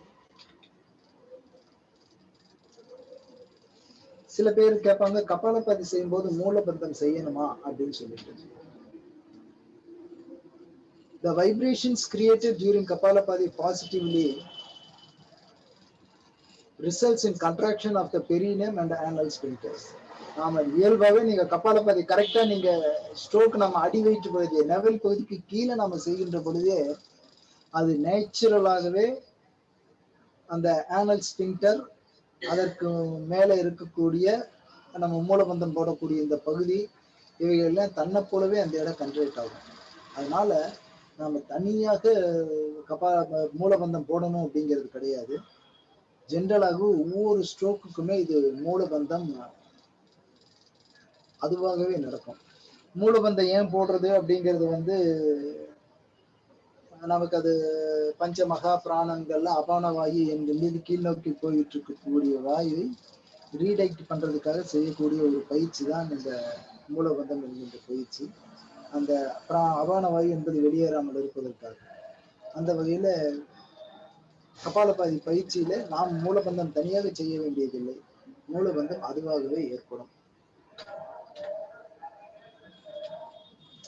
ஆக்சிஜன் கன்சம்ஷன் அப்படிங்கிறத பத்தி நாம சொல்லிட்டேன். நான் ஏற்கனவே இதை பத்தி நான் பேசிட்டேன். என்னென்ன மாதிரியான கபாலபாதி இன்னைக்கு பிராக்டிக்கலாக சொல்லிக் கொடுக்கப்பட்டிருக்கிறது. அதாவது ஜென்ரலாக கபாலபாதி அப்படின்னு சொல்ற இடத்துல நூல்களின் படி அவங்க ஒரு பக்கம் செய்யறதா ரெண்டு பக்கம் செய்யறதா அப்படிங்கிறத சூத்திரங்கள்ல கொடுக்கப்படல. வேகமாக காற்றை வெளியே விடுங்கள், இழுக்கிறது ஸ்மூத்தாக இருக்கட்டும் அப்படிங்கிறதுதான் சூத்திரங்கள்ல கொடுக்கப்பட்டிருக்கக்கூடியது. ஆனால் இன்னைக்கு கபாலபாதியில பல வகைகள்ல அந்த ஆட்களினுடைய தேவைக்கு ஏற்ப ரெண்டு நாசிகள்லையும் செய்யறதும் சொல்லப்படுது, அல்லது ஒரே நாசியில செய்யறது சொல்லப்படுது, அல்லது ஒரு நாசியை மாறி மாறி ஒரு பக்கம் இந்த நாஸ்டில் ஒரு பக்கம் அந்த நாஸ்டில் இப்படியும் சொல்லி கொடுக்கப்படுது. அதனால போத் நாஸ்டில் ஆர் சிங்கிள் நாஸ்டில் அல்லது ஆல்டர்னேட் நாஸ்டில் இவைகள்ல சொல்லப்படுது. அவர்களினுடைய தேவையை பொறுத்து, தேவை என்பது எந்த நோக்கத்திற்காக இந்த யோக பயிற்சிகள் மேற்கொள்ளப்படுகிறது என்பதை பொறுத்து, அது தெரபியூட்டிக்கலா பயன்படுத்தப்படுதா அல்லது ஆரோக்கியத்துக்காக பயன்படுத்தப்படுதா அல்லது ஆன்ம அறிவை பெறுவதற்காக பயன்படுத்தப்படுதா, இப்படிங்கிற பல்வேறு விஷயங்களை அடிப்படையாக கொண்டது. ஜென்ரலாக இந்த ஆல்டர்னேட் நாஸ்டில், சிங்கிள் நாஸ்டில் அப்படிங்கிறது எல்லாமே சிகிச்சை முறையாக பயன்படுத்தப்படுவதாக இருக்கும். இந்த போத் நாஸ்டில் அப்படிங்கிறது பெரும்பாலும் ஒரு ஸ்பிரிச்சுவல் பிராக்டிஸாக செய்யப்படுது. இது டைப்ஸ். என்னென்ன காம்ப்ளிமெண்டரி பிராக்டிசஸ் எல்லாம் இருக்குது. அதாவது கபாலபாதிக்கு காம்ப்ளிமெண்டரி பயிற்சி அப்படிங்கிறது உத்தியான பந்தமும் நவலி பயிற்சியும் காம்ப்ளிமெண்டரி பிராக்டிஸ். ஏன் அப்படின்னு கேட்டால் கபாலபாதி பயிற்சியில ஹார்ட் ரேட் என்பது மிக அபரிதமாக அதிகரிக்கும். Heart rate is increased abundantly, whereas during Uddiyana Bandha heart rate decreases. சில சமயம் கபாலபாதி பயிற்சியில ஹார்ட் ரேட் அப்படிங்கிறது 100, 110 கூட போகும். இதை செய்து முடிச்ச உடனே கேவல கும்பகமோ அல்லது பகிர் கும்பகமோ செய்து உத்தியான பந்தமோ நவலியோ செய்தால் ஹார்ட் ரேட் என்பது டிக்ரீஸ் ஆகிடும். அதனால கபாலபாதி செய்து முடிச்ச உடனேயே பகிர் கும்பகம் செய்து உத்தியான பந்தம் செய்து பார்ப்பீர்களே ஆனால் வைத்து எல்லாம் ரிலாக்ஸ் பண்ணிட்டு உத்தியான பந்த பயிற்சி என்பது ரொம்ப கம்ஃபர்டபுளாக இருக்கும். உத்தியான பந்த பயிற்சி நாம் அதிக நேரம் செய்திருக்க முடியும், ரொம்ப நேரம் செய்ய முடியும். அதே போல் நவுலி சாலனம் செஞ்சு பார்த்தோம்னா அதையும் மிக அதிக நேரம் செய்ய முடியும். காரணம் என்ன அப்படின்னு கேட்டால், கபாலபாத பயிற்சியிலே மிக வேகமாக நமது உடம்பில் இருக்கக்கூடிய டாக்ஸின்ஸ் என்று சொல்லக்கூடிய பருமனாக சொல்ல வேண்டும் என்று சொன்னால் இந்த கார்பன் டை ஆக்சைடு அப்படிங்கிறது உடம்புல இருந்து முழுமையாக வெளியேற்றப்படும். அப்ப இந்த முழுமையாக வெளியேற்றப்படுகின்ற பொழுது நமது உடம்புல இருக்கக்கூடிய செல்கள் அல்லது செல்லுலர் லெவல்ல நடக்கக்கூடிய மெட்டபாலிக் ப்ராசஸ் அப்படிங்கிறது டிக்ரீஸ் ஆகும். ஸோ மெட்டபாலிக் ப்ராசஸ் டிக்ரீஸ் ஆகிற பொழுது பாடியில எந்த விதத்திலையும் டாக்ஸின்ஸ் உற்பத்தி ஆகாது. மெட்டபாலிசம் நடக்கல அப்படிங்கிற பட்சத்துல நம்மளுடைய உடம்பு ஆக்சிஜனும் தேவைப்படாது. ஆக்சிஜன் தேவைப்படாது, கழிவுகள் உற்பத்தி ஆகாது, கழிவுகள் வெளியேற்றப்படும் என்கின்ற அவசியம் ஏற்படாது. அதனாலே உங்களால் நீண்ட நேரம் அந்தர் கும்பகமாக இருந்தாலும் சரி, அது பகிர் கும்பகமாக இருந்தாலும் சரி, ஆஃப்டர் கபாலபாதி பிராக்டிஸ் இது ஈஸியாக இருக்கும். காம்ப்ளிமெண்டரி பிராக்டிஸ் இவைகள். Precautions. No heavy powerful strokes beyond the capacity. அடுத்தவங்க செய்யறாங்கிறதுக்காக நான் இன்னைக்கு 500 செய்யறேன், 1000 செய்யறேன், யாரோ ஒருவங்க செய்யறாங்கிறதுக்காக தயவு செஞ்சு don't attempt. Okay, respect always your limitations about your health, about your age. இவைகள் எல்லாத்தையும் கன்சிடர் பண்ணி தான் ஒருத்தங்க பயிற்சி செய்யணும். Always practice in the empty state. Kapalapati vibrates the every tissues in the human body, so it increase your practices very slowly. திடீர்னு ஒரு நாளைக்கு 50 ஸ்ட்ரோக் போடுறது, ஒரு நாளைக்கு 200 ஸ்ட்ரோக் போடுறது அப்படி இல்லாமல் எவ்வளவு நேரத்துக்கு நமக்கு கம்ஃபர்டபுளாக இருக்கோ அவ்வளவு நேரம் மட்டும் செய்யணும். Take care that the higher force and friction of the air must not lead to any injury. அதாவது நம்மளுடைய இந்த ரெஸ்பிரேட்டரி ட்ராக்ல இருக்கக்கூடியது வந்து நம்மளுடைய மியூக்கஸ் மெம்பரேன்லாம் இருக்கும் பார்த்தீங்களா, இதையெல்லாம் எந்த விதத்துல டேமேஜ் பண்ணாத அளவுக்கு, டேமேஜ் பண்ணும் அப்படின்னு சொல்லிட்டு சொன்னால் ரொம்ப வெறி எடுத்த மாதிரி செய்யறது. இந்த மாதிரி தயவு செஞ்சு செய்யக்கூடாது. ஏற்கனவே நாம சொல்லிட்டோம், யோக பயிற்சிகள் என்பது எப்போதுமே ஸ்மூத்தான மிருதுவான பயிற்சி. அந்த இடத்துல எந்த விதத்திலையும் பலப்பிரயோகம் ந ஹட்டாத் ந பலாத். பிரயத்ன சைத்தில்யம்னு வந்து நமது பதஞ்சலி யோக சூத்திரத்துல பதஞ்சலி சொல்றாரு. நாம பிரம்ம பிரயத்தனம் சொல்லியாச்சு அப்படின்னு சொல்லுவோம், முயற்சி அப்படிம்பாங்க. ஆனா சூத்திரத்தை அவர் என்ன சொல்றாரு, பிரயத்ன சைத்தில்யம். சைத்தில்யம் என்று சொன்னால் லீஸ்ட் எஃபர்ட், மிக மிக குறைவான பலப்பிரயோகம் இருக்கணும் அப்படின்னு சொல்லி சொல்றாரு. அதனால எந்த விதத்திலையும் கபாலபாதி பயிற்சி செஞ்சு விட்டு வெறி எடுத்த மாதிரி வேகமாக செய்து விட்டு அதனால எனக்கு டேமேஜ் ஆயிடுச்சு அப்படின்னு சொல்லக்கூடாது. இது வந்து ஒரு மிகுந்த ஒரு கேர் எடுத்து செய்யக்கூடிய ஒரு பயிற்சி. If there is any feeling like a giddiness, one should not continue the practice.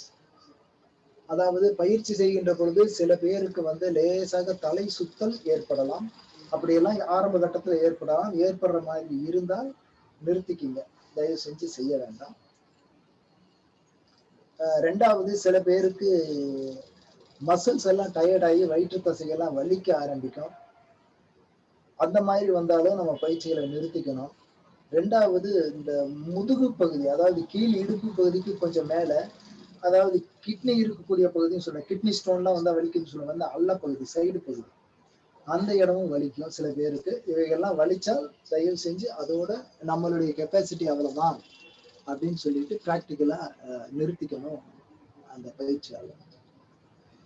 So in between 2 rounds, take few normal breathing. System வந்து நார்மலுக்கு வரணும். ஒரு round it depends upon how many pumpings, எவ்வளவு pumping பண்றோம் அப்படிங்கறத பொறுத்து அந்த relax பண்ணக்கூடிய time duration அதிகமாகவும் குறையும். ஒண்ணு. ரெண்டாவது, இந்த ரிலாக்ஸேஷன் அப்படிங்கிறது எவ்வளவுக்கு எவ்வளவு குவாலிட்டியாக இருக்குதோ அவ்வளவுக்கு அவ்வளவு சேர்த்து. குவாலிட்டியா இருக்கிற நேரத்துக்கு time is not the concern. ரெண்டாவது, கபாலபாதி பயிற்சியே யார் ஒருவர் யோக பயிற்சிகளாக ரிலாக்ஸாக செய்கிறார்களோ அவர்களுக்கு இந்த ரிலாக்ஸேஷன் தேவைப்படாது.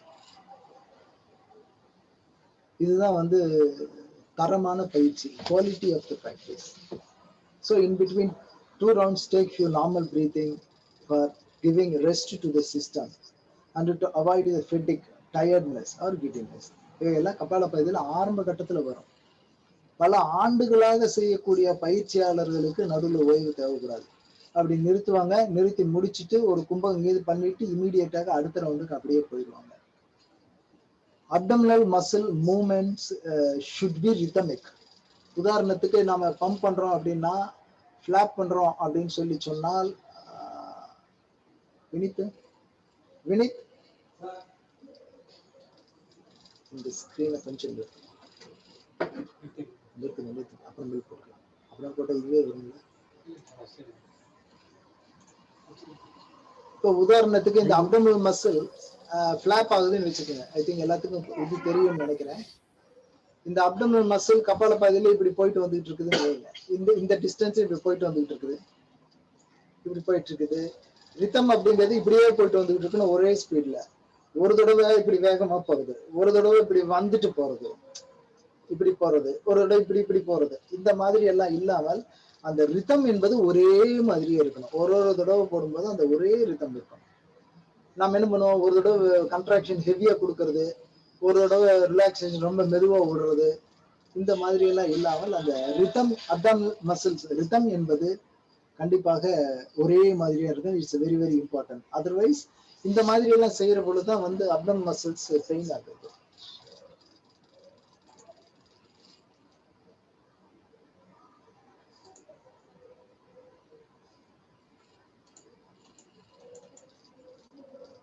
Abdominal muscles movement should be rhythmic.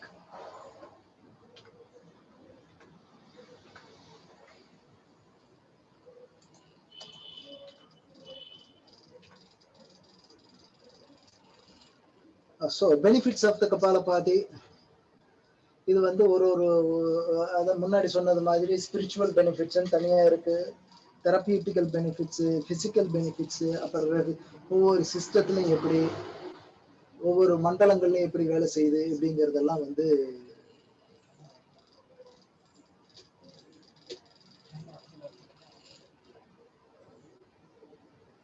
ஒவ்வொரு சிஸ்டத்துல எப்படி வேலை செய்யுது. ஸோ இட் ஸ்பிரிச்சுவல் பெனிஃபிட்ஸ் அப்படிங்கிறதுக்கு it takes very easily to the person to the பிராணாயாமம் செய்வதற்கோ அல்லது அதற்கு அடுத்தாக வரக்கூடிய தாரணை, தியானம் போன்ற பயிற்சிகள் செய்வதற்கோ இந்த கபாலபாதி ரொம்ப ரொம்ப ஹெல்ப்ஃபுல்லா இருக்கும்.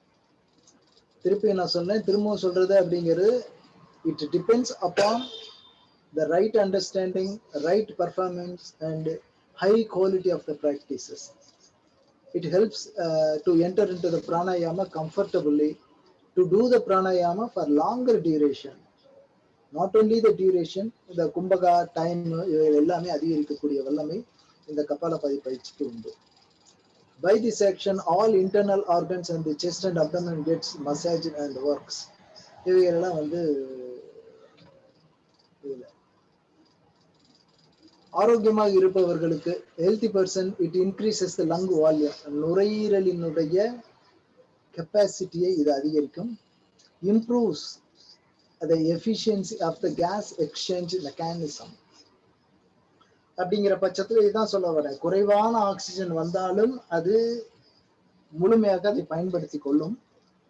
ரெண்டாவது, உடம்புல இருக்கக்கூடிய கழிவுகள் என்று சொல்லக்கூடிய கார்பன் டை ஆக்சைடை முழுமையாக அது வெளியேற்றிவிடும். அதாவது எக்ஸ்சேஞ்ச், கேஸ் எக்ஸ்சேஞ்ச் மெக்கானிசம் ஒன்று. ரெண்டாவது, நம்ம இன்டர்னல் சுவாசம் என்று சொல்லக்கூடிய, உதாரணத்துக்கு இப்ப செல்கள்ல இருந்து கார்பன் டை ஆக்சைடு ஒரு செல்லுக்குள்ள இருந்து அது முழுமையாக வெளியேற்றப்படும். முழுமையாக ஒரு செல்லுல இருந்து வெளியேற்றப்பட்டால் அந்த செல் மிக முழுமையாக ஃபுல்லாக ஆக்சிஜனை அது தக்க வைக்க முடியும். அதனால இது வந்து அதே போல கபாலபாதி பயிற்சி செஞ்சு முடிச்சிட்டோம்னாவே மைண்டுங்கிறது நல்லா ஃப்ரெஷ் ஆயிடும்.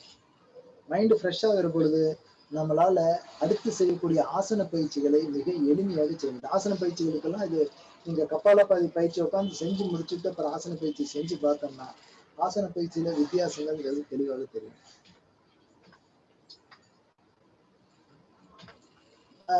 அதாவது நோய்வாய்ப்பட்டிருப்பவர்களுக்கு Respiratory system, it is beneficial for the disease like a common cold, cough, rhinitis, pharyngitis, sinusitis, deviated nasal septum, asthma, bronchitis, and tuberculosis. For such என்ன சொல்றது மெட்டபாலிக் டிசார்டர்ஸ் அப்படின்னு சொன்ன பார்த்தீங்களா, இவைகள் எல்லாத்துலேயுமே வந்து இந்த கபாலபாதி பயிற்சி ஹெல்ப்ஃபுல்லாக இருக்கும். In digestive system, it improves the functions digestion, அப்சார்ப்ஷனையோ, அதே சமயம் குடல் அசையக்கூடிய இந்த பெரிஸ்டால்டிக் மூவ்மெண்ட் இப்படிங்கிறதை எல்லாம் செறிவிக்கும். இவைகளின் வாயிலாக ஒருவனுக்கு மலச்சிக்கல் என்பதோ, ஹைப்பர் அசிடிட்டி, கேஸ்ட்ரைட்டிஸ், அஜீரண கோளாறுகள் இவைகள் எல்லாம் தவிர்க்கப்படுவதற்கான வாய்ப்புகள், சரி செய்வதற்கான வாய்ப்புகள் நிறைய இருக்கு. இந்த circulatory system it increases the RBC haemoglobin, இந்த பிளட் செல்ஸையே இது இன்க்ரீஸ் பண்றதாக ஒரு ஆராய்ச்சியில நிரூபிக்கப்பட்டு இருக்கிறது. இப்போ பிளட் செல் இன்க்ரீஸ் ஆகிற பொழுது ஹீமோகுளோபினுடைய கண்டென்ட் அதிகமாக இருக்கும். So it's highly helpful in the case of anaemic people. ரத்த சோகை என்று சொல்லக்கூடிய பிரச்சனைகள்லாம் இது ஹெல்ப்ஃபுல்லாக இருக்கும். It increased heart rate, blood circulation, and the higher concentration of the oxygen stimulate all the cells in the whole body to gather activity level, greater activity level. So அதான் சொல்லுவேன், அந்த கார்பன் டை ஆக்சைடு வெளியிருந்து கொஞ்சோண்டு ஆக்சிஜனை high கான்சென்ட்ரேட்டடாக இருக்கிற பொழுது உடம்புல இருக்கக்கூடிய எல்லா செல்களும் தன்னை புதுப்பிச்சுக்கிறதுக்காக பார்ப்போம் அந்த வகைகளில். It can be used disease due to the blood circulation. இந்த லோ ப்ரெஷரா இருக்குது அப்படிங்கிறவங்கலாம் இருக்கிறவங்களுக்கு, அதாவது ஸோ கால்டு என்ன சொல்லுவோம், இந்த தாமசிக் பீப்புள் அப்படின்னு சொல்லுவோம். மக்கள் வந்து ரொம்ப டல்லா இருப்பாங்க சார், எப்பவுமே சுறுசுறுப்பே இல்லாம மந்த மாதிரி இருக்கிறவங்க அப்படின்னு இருக்காங்க பார்த்தீங்கன்னா, அந்த மாதிரியான கேசஸ்ல எல்லாம் இது வந்து ரொம்ப ஹெல்ப்ஃபுல்லா இருக்கு. இல்லை மைண்ட் ரிலேட்டட் தான். அதான் சொல்லுவாங்க, டிசீஸ் பிளட் சர்க்குலேஷன் ஸ்லோவா இருக்குது அப்படிங்கிறவங்களுக்கு இது வந்து பெனிஃபிஷியலாக இருக்கும். More beneficial to the people having heavy body and feeling exhausted and move their body. அதாவது ரொம்ப எக்ஸாஸ்ட் ஆகி அப்படியே டல்லா இருக்குது அப்படிங்கிறவங்க இவங்களுக்கெல்லாம் வந்து இதாக இருக்கும். இது செய்யற பொழுது அந்த கன்ஜெஷன் பிளட் சிஸ்டத்தை எல்லாத்தையும் இது வந்து ரொம்ப ஆக்டிவேட் பண்ணிடும். அந்த பகுதியில் இருக்கக்கூடிய அடி வயிற்று தொப்புள் பகுதி கீழே இருக்கக்கூடிய இடத்துல பிளட் கன்ஜெஷன் ஆகிறது அப்படிங்கிறது ஸ்டாண்டர்ட் பிளட்ங்கிறது ஆகாது.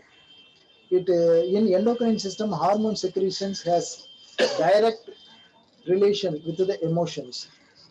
So இந்த இடத்துல மனம் என்பது சாந்தப்படுத்தப்படுவதாலே அதன் வாயிலாக நாளமில்லா சுரப்பு மண்டலம் என்பது ரெகுலேட் ஆகும். எப்பவெல்லாம் நம்ம எமோஷனல் ஆகிறோமோ அப்போவெல்லாம் அட்ரினல்ல என்ன ஆகுது, ஹைப்போதலாமஸ்ல என்ன ஆகுது அப்படிங்கிறதெல்லாம் நம்ம பார்த்துருக்கோம்.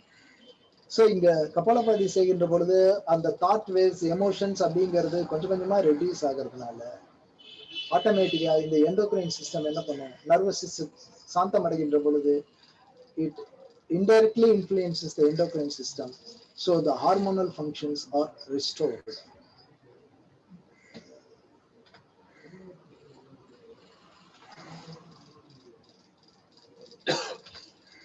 அதான் ஸ்ட்ரெஸ் ரியாக்ஷன் என்ன ஆகுது அப்படிங்கிறது, stress emotions leads to the hyper or hypo secretions of the glands. அந்த ஸ்ட்ரெஸ் எமோஷன்ஸ்ல இருந்து அதனால சைக்கிள்ல இருந்து அது சோமாவுக்கு வருதும், அதாவது மனசுல இருந்து அது உடம்புக்கு வரும், உடம்புல இருந்து ஆர்கானிக் டிசீஸ் என்று சொல்லக்கூடிய வருமனான வியாதியாக சில அறிகுறிகளுடன் நமது உடம்புல வெளிப்படும். இவையெல்லாம் ஸ்ட்ரெஸ்னால வரக்கூடியது.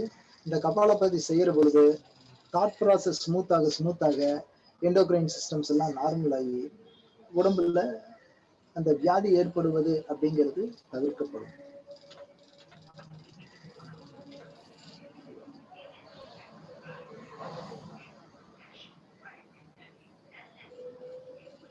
The effect of emotions on the adrenals produces high blood pressure and increased heart rate. Emotions on pancreas leads, இதெல்லாம் வந்து அந்த பழைய ஸ்லைடினுடைய இதனுடைய தொடர்ச்சி. இந்த ஸ்ட்ரெஸ் ஆச்சுன்னா எப்படி எல்லாம் வருது அப்படிங்கிறதுக்கான ஒரு effect of the emotions on the adrenal produce the high blood pressure. High blood pressure leads to the cardiac issues. Then the cardiac issues leads to the kidney problem. இவைகள்லாம் வரலாம்.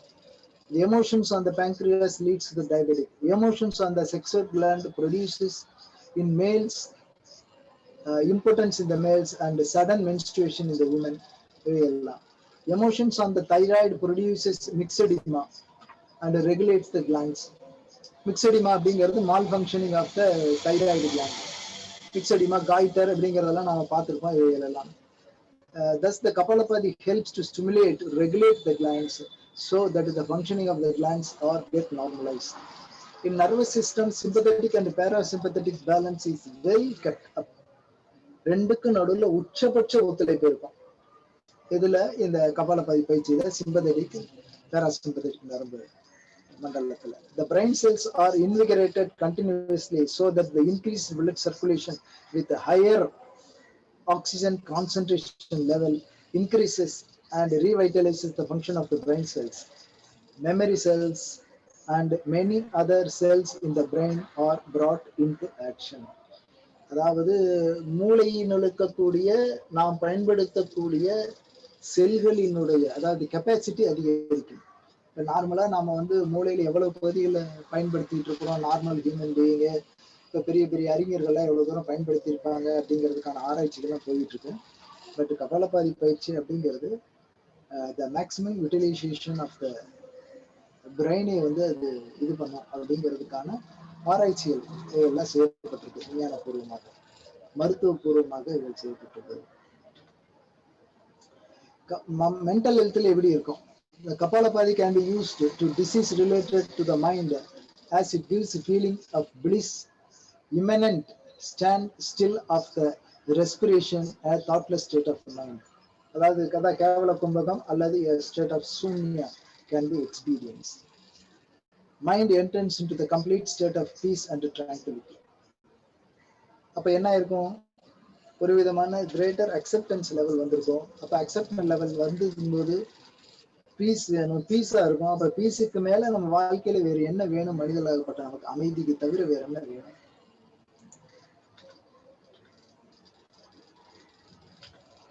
கான்ட்ரா இண்டிகேஷன்ஸ், எபிலெப்டிக் பேஷன்ஸ் என்று சொல்லக்கூடிய காக்கை வெளிப்பு என்கின்ற நோய் இருப்பவர்கள் இந்த பயிற்சியை கண்டிப்பாக மேற்கொள்ளாமல் இருப்பது என்பது சிறப்பு. People suffering from heart disease, high blood pressure இந்த மாதிரி இருக்கிறவங்க இந்த பயிற்சிகளை செய்யாமல் இருப்பது என்பது சிறப்பு. அல்லது அண்டர் த சூப்பர்விஷன் ஒரு யோகா தெரபிஸ்டோ இல்லை யோகா பயிற்சிகளை குறித்து நன்கு தெரிந்தவர்களோ அவர்களுடைய அறிவுறுத்தலின்படி எத்தனை ஸ்ட்ரோக்கு எப்படி செய்யணும், எவ்வளவு வேகமா செய்யணும், எவ்வளவு மெதுவா செய்யணும் அப்படின்னு அவங்களுடைய அட்வைஸின் படி நான் சொன்னேன். ஸ்பாண்டிலோசிஸ் அதாவது லம்பார்ல டிஸ்க் ப்ரொலாப்ஸ், ஸ்லிப் டிஸ்க் இருக்கிறவங்க எல்லாம் கவனமாக செய்யணும். அதனால இது என்ன பண்ணிருக்கோம், ஜாக்கிரதையா இருங்கிறதுக்காக வேண்டி இதெல்லாம் ஒரு சில கான்ட்ரா இண்டிகேஷனா போட்டிருக்கோம். அதே போல ஹெர்னியா பேஷண்ட் இருக்கிறவங்க செய்யக்கூடாது அப்படிங்கிறது நான் சொன்னேன். திரும்ப நாங்க இங்க as a yoga therapist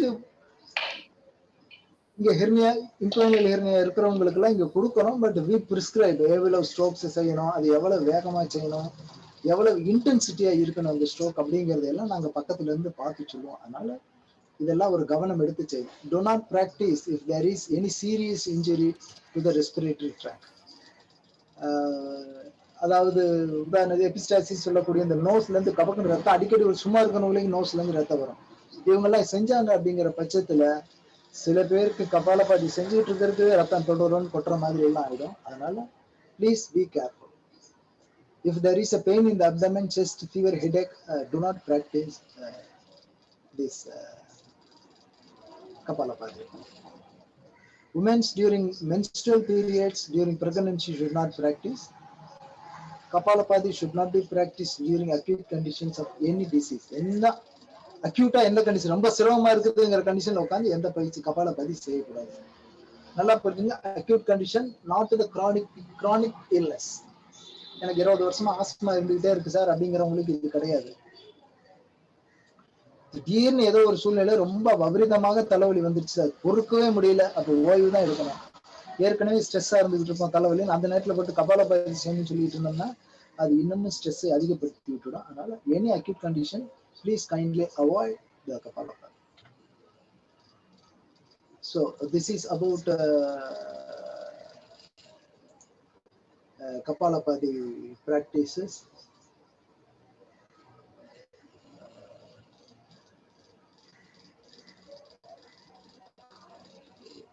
I think ஒரு பயிற்சி பார்க்கிறது அடுத்த பயிற்சி பார்ப்பதற்கு நேரம் ஒத்துழைக்காதுன்னு நினைக்கிறேன் நான்.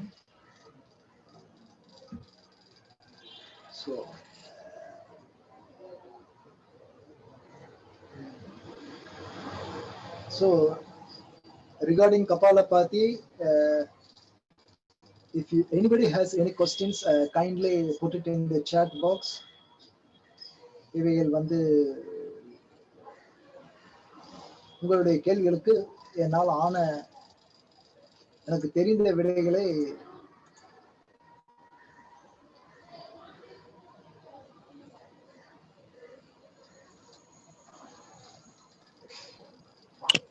ஐயா வணக்கம் ஐயா. வணக்கம். இப்ப क्वेश्चंस யாராவது கேக்குற மாதிரி இருந்தா அவங்க அன்மியூட் பண்ணிட்டு கூட கேட்டுக்கலாம் இல்லையா? கேட்கலாம். ஓகே. ஒவ்வொருத்தரா கேட்டுக்கலாம். யாராவது இது சம்பந்தமா டவுட்ஸ் ஏதாவது இருக்கிற மாதிரி இருந்தா ஒவ்வொருத்தரா கேட்கலாம்.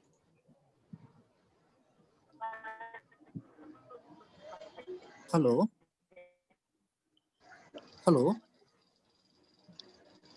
சார் கேளுங்க சார். ஐயா ஒரே ஒரு சந்தேகம் ஐயா. இப்போ நம்ம இந்த கபாலபதி வந்து எம்டி ஸ்டொமக்ல தான் பண்ணணுமா? ஏன்னா சில பேர் வந்து என்ன சொல்றாங்கன்னா அது நீங்க எம்டி ஸ்டொமக்ல தான் பண்ணணும்ட்டு இல்ல, நீங்க ஏதாவது லைட்டா சாப்பிட்டு கூட ஏதாச்சும் பண்ணலாம் அப்படின்னு சொல்றாங்க. ஸோ அது வந்து கம்ப்ளீட்டா எம்டி ஸ்டொமக்ல தான் பண்ணணுமா ஐயா? கண்டிப்பா எம்டி ஸ்டொமக்ல தான் சார். கண்டிப்பா.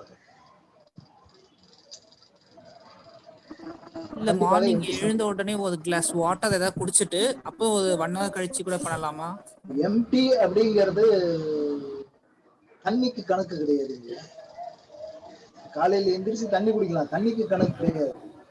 தண்ணிங்கிறது வேற, அதுக்காக டீ காஃபி தண்ணி தாசான்னு கேட்க கூடாது. டீ வேற காஃபி வேற, தண்ணி குடிச்சு செய்யலாம். தண்ணிக்கு இதுக்கு சம்பந்தம் கிடையாது.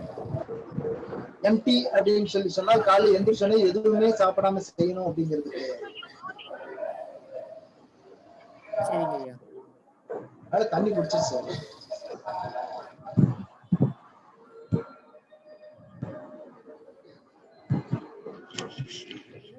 பெப்டிக் அல்சர் லேசாக உள்ளவர்கள் கபாலபாதி செய்யலாமா? லேஸ் அப்படிங்கிறது எவ்வளவு இன்டென்சிட்டி அப்படிங்கிறது தெரியல. பட் பெப்டிக் அல்சர் இருக்கிறவங்க செய்யலாம். அதாவது அதனுடைய இன்டென்சிட்டி எல்லாம் குறைவாக இருக்கணும், நம்பர் ஆஃப் ஸ்ட்ரோக்ஸ் குறைவாக இருக்கணும். இவையெல்லாம் வந்து படிப்படியாக செய்யணும். தாராளமாக செய்யலாம். சார் பிபி மாத்திரை எடுத்துட்டு இருக்கவங்க பண்ணலாமா? பிபி மாத்திரை எடுக்காத, பிபி அப்படிங்கிறது எவ்வளவு பிபி பிளட் பிரஷர் இருக்குது அப்படிங்கிறது தெரியல. ஹை பிபி அப்படிங்கிறது எவ்வளவு, என்ன ரேஷியோல இருக்கு? 120 மேல சார். ஒரு 140 எல்லாம் இன்னைக்கு நார்மல். 140 எல்லாம் இன்னைக்கு நார்மல். இன்னைக்கு 130 140 அப்படிங்கறதெல்லாம் நார்மலான. யாரை போய் பிபி எடுத்து பார்த்தாலும் இன்னைக்கு ஆல்ரெடி மருத்துவ உலகம் என்பது 120 80 அப்படிங்கறதெல்லாம் இன்னைக்கு இருந்தது போக இன்னைக்கு 130 140 85 90ங்கிறதெல்லாம் இப்ப நார்மல் ஆக்கிட்டாங்க. அதனால அது ஒரு பிரச்சனை. மாத்திரை எடுத்துட்டு இருக்கமே, தாராளமாக செய்யலாம். நான் சொல்றது ஹைப்பர் டென்ஷன் அப்படின்னு நான் கான்ட்ரா இண்டிகேஷன்ல குறிப்பிட்டது உதாரணத்துக்கு 180 100 அந்த மாதிரியா இருக்கக்கூடிய.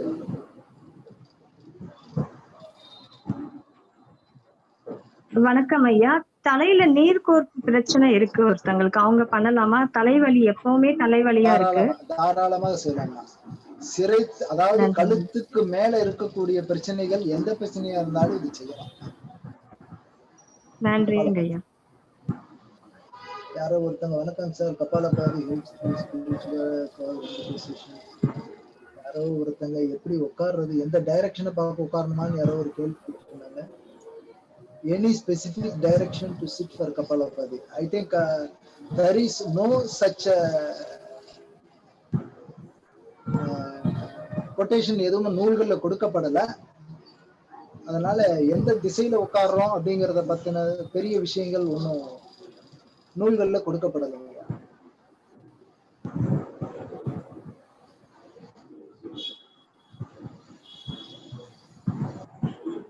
ஐயா வணக்கம், ராஜன் பாபு.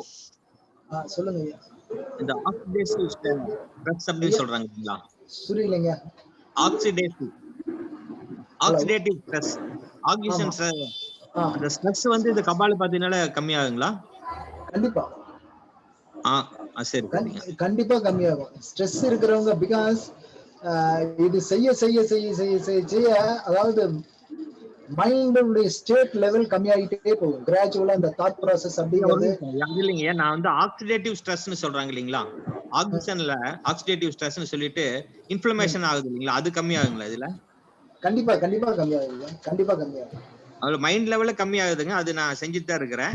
இருந்தாலும் வந்து ஆக்சிடேட்டிவ் ஸ்ட்ரெஸ்ல வந்து எப்பவெல்லாம் மைண்ட் அப்படிங்கிறது இன்ஃப்ளூயன்ஸ் பண்ணுதோ சரிங்க, அதனுடைய எஃபெக்ட் பிசிக்கல்ல தெரியத்தானே செய்யும். தெரியும் தெரியுங்க. சரிங்க. அதாவது கண்டிப்பா கண்டிப்பா கண்டிப்பா. சரி sir, I am from Kerala. Hello, please one by one, please one by one. இப்போ நம்ம செஞ்சுட்டு இருக்கும்போது ஆக்சிஜன் கன்சம்ப்ஷன் வந்து லெஸ் ஆகுற மாதிரி சொன்னீங்க.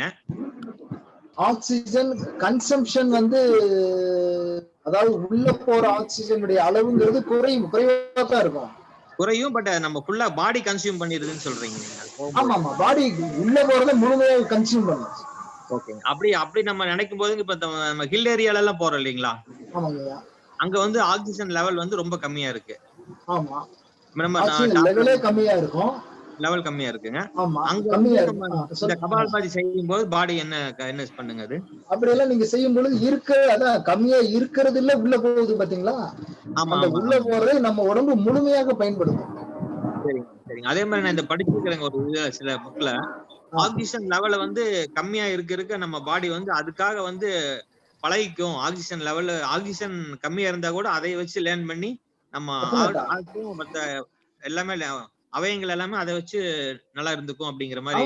டெஃபினட்டா. இப்போ யோக பயிற்சிகளே பிராணாயாமத்திலே கும்பகத்தை தான் அவங்க அதிகமா சொல்றாங்க. சரிங்க. கும்பகம் அப்படிங்கறது அந்த சிறப்பு அப்படின்னு சொல்லி சொல்றோம். கும்பகம் அப்படிங்கிறது நம்ம சுவாசிக்காமையே இருக்கிறது. சரிங்களா? அப்ப சுவாசிக்காம இருக்கின்ற பொழுது ஒருவருக்கு ஆக்சிஜன் எதுக்கு தேவை? சரிங்க. என்ன ஆகும்? சொல்லுங்கய்யா. இல்ல அந்த மாதிரியான ஒரு என்ன பயிற்சிகள் நம்ம பண்ணலாங்க? நானும் அந்த மாதிரி ஒரு முயற்சி பண்ணலான்னு தான் இருக்கிறேன். என்ன பயிற்சிகள் பண்ணிட்டு இருக்கீங்களோ அதே ரெகுலரா பண்ணிட்டு வாங்க. அவசியம் உங்களுக்கு தேவையானது உங்களுக்கு வந்து சேர்ந்துடும். சரி. இல்ல அந்த கும்பகம் பண்ணி இந்த ஆக்சிஜனை வந்து நம்ம கம்மி எடுத்துக்கணும். இப்ப நம்ம சாதுக்கள் எல்லாம் இருக்கிறாங்க இல்லைங்களா? அவங்க எல்லாம் ஆக்சிஜனே எடுக்கிறது இல்ல, உள்ளுக்குள்ள இருக்கிறதையே வச்சு ரீசைக்கிள் பண்ணிக்கிறாங்கிறதெல்லாம் சொல்றாங்க இல்லைங்களா? ஆமா, கண்டிப்பாக. அப்போ பாடியில ஆக்சிஜன் எப்ப தேவைப்படும்? ஆக்சிஜன் லெவல் வந்து தேவைப்படும் நமக்கு. அதான் ஆக்சிஜன் எப்ப தேவைப்படும்? பசி இருக்கு, ஃபர்ஸ்ட் சாப்பிடுறோம். அதே மாதிரி ஆக்சிஜனுடைய நீடு, அதாவது உடம்புக்கு ஒவ்வொரு பார்ட்டுக்கும் வந்து வேலை செய்யறதுக்காக தேவைப்படுங்க. வேலை செய்யறதுக்காக தேவைப்படும். அப்ப வேலையை குறைச்சிங்கன்னா என்னங்க? வேலையை குறைச்சோம்னா தேவைப்படாதுங்க. கரெக்ட் தான். அவ்வளவுதான். அப்ப யோகாங்கிறது செய்யறது கிடையாது, சும்மா இருக்கிறது. சரிங்க.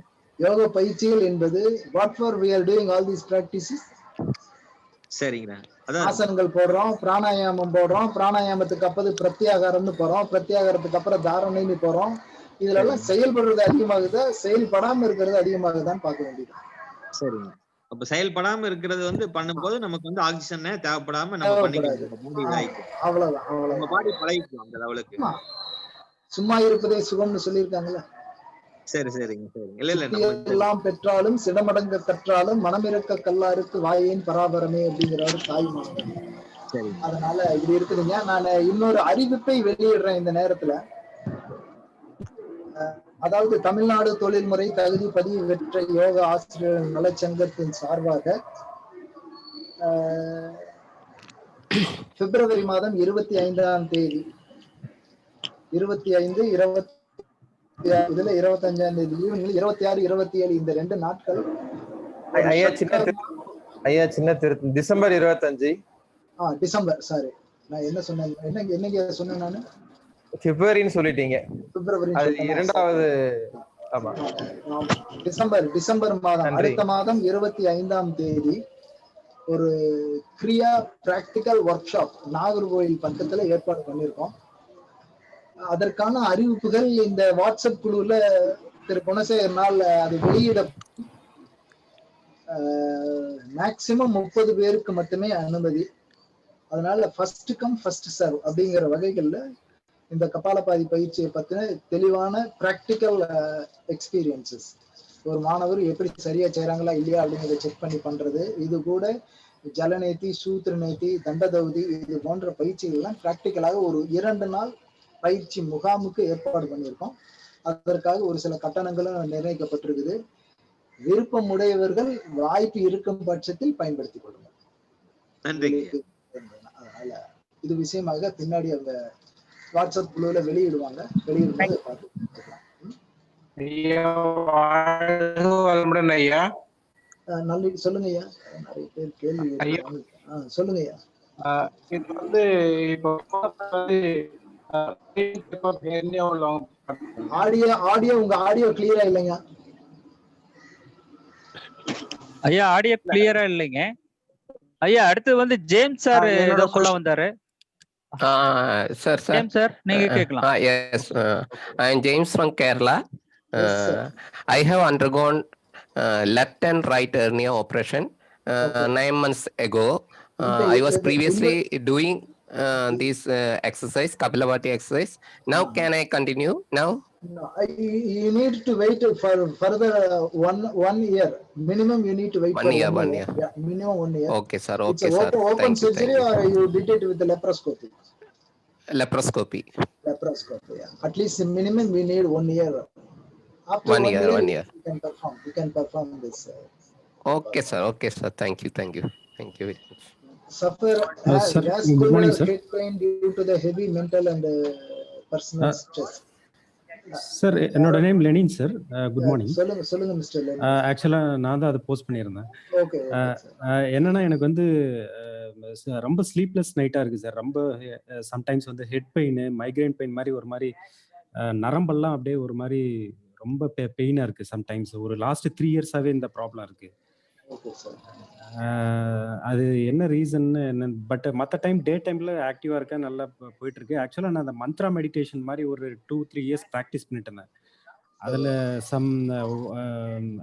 சரியா எனக்கு வந்து அது பெனிஃபிட் ஆகாதனால இந்த மாதிரி அப்ப இருந்து இந்த பிரச்சனை வந்து இப்போலாம் செய்யறது இல்ல. இப்ப நான் அதை பண்றது இல்ல, சுத்தமா விட்டுட்டேன். எனக்கு இது எப்படி இதுல இருந்து ரிலீஃப் ஆகுறது? இந்த பெயின் வந்து ரொம்ப, அதாவது சம்டைம்ஸ் ஒர்க் பண்ணும்போது நிம்மதியா தூங்க முடியல. ரொம்ப ஹெட்ல வந்து ஏதோ ஒரு பெயின் இருந்துட்டே இருக்கு. ஸோ அது வந்து ஏதோ நீங்க வந்து இந்த மந்த்ரா மெடிடேஷன் இதை பண்ணீங்க, அதுல ஏதோ somewhere you strained beyond your capacity ஆயிருக்குது. அதனால சம்வேர் இந்த எனர்ஜி ஃபீல்டில், அதாவது நாடிகளுக்குள்ள somewhere some imbalances have takes place. இங்கே ஒரு பக்கம் ஏதோ ஆயிருக்குது அப்படிங்கிறது வரைக்கும். ஆமா சார், அதனால வேற எஃபெக்ட்ஸ் எல்லாம், ஸ்டொமக் எல்லாம் பெயின் ஆகுது, டயரியா மாதிரி போயிட்டு இருக்கு. நிறைய எஃபெக்ட்ஸ் கிரியேட் ஆயிடுது. once stress induced ஆயி போச்சுனாவே that is definitely going to affect all systems in our body. இது வந்து நார்மல். நீங்க என்ன பண்ணணும் அப்படின்னு கேட்டால், இப்போதைக்கு இந்த பயிற்சிகளை எல்லாம் கொஞ்ச நாளைக்கு நிறுத்திட்டு யுவர் மைண்ட் ஷுட் கோ எக்ஸ்ட்ராவர்ட்டட். இன்ட்ராவர்ட்டடா கொண்டு போக, மைண்டை உங்களுக்குள்ளார கொண்டு போகாம மைண்டை வெளியில கொண்டு போகணும். Need to do some heavy strong physical activity you need. அதாவது பிசிக்கல் ஆக்டிவிட்டி, மனசு உங்களை பத்தி சிந்தனை பண்ணாமல் மனசு வெளி வேலைகளை பத்தி சிந்தனை பண்ணணும். நான் அதுக்கு தான் mostly I am engaging in other activities, அதாவது டெக்னிக்கல் ஒர்க் ரிலேட்டடா அந்த மாதிரி தான் வந்து என்னோட டைம் ஃபுல்லா. What kind of activity you do? நான் வந்து இன்ஜினியர் ஒர்க் பண்ணிட்டு இருக்கேன் சார். ஓகே. சோ மோஸ்ட்லி அந்த மாதிரி அதுக்கு ரிலேட்டடான ஸ்டடீஸ் அந்த மாதிரி தான் நான் வந்து டைம் ஃபுல்லா அதெல்லாம். ஸ்டடீஸ் அப்படிங்கிறது it's going towards more towards inward தான். நான் சொல்றது I am telling about heavy strong physical work. For example தையல் மிஷின்ல போய் உட்காந்து வேலை செய்யணும், கையை கொஞ்சம் கவனக்குறைவா இருந்தோம்னா கையை வெட்டிவிடும் அப்படின்ற மாதிரியான சூழ்நிலை. அந்த மாதிரியான மைண்ட் எங்க போகணும், மைண்டுக்கு கம்ப்ளீட்டா வெளியில போய் ஒரு பக்கம் கான்சென்ட்ரேட் பண்ணணும். அது இப்படி உள்ளுக்குள்ள போக கூடாது.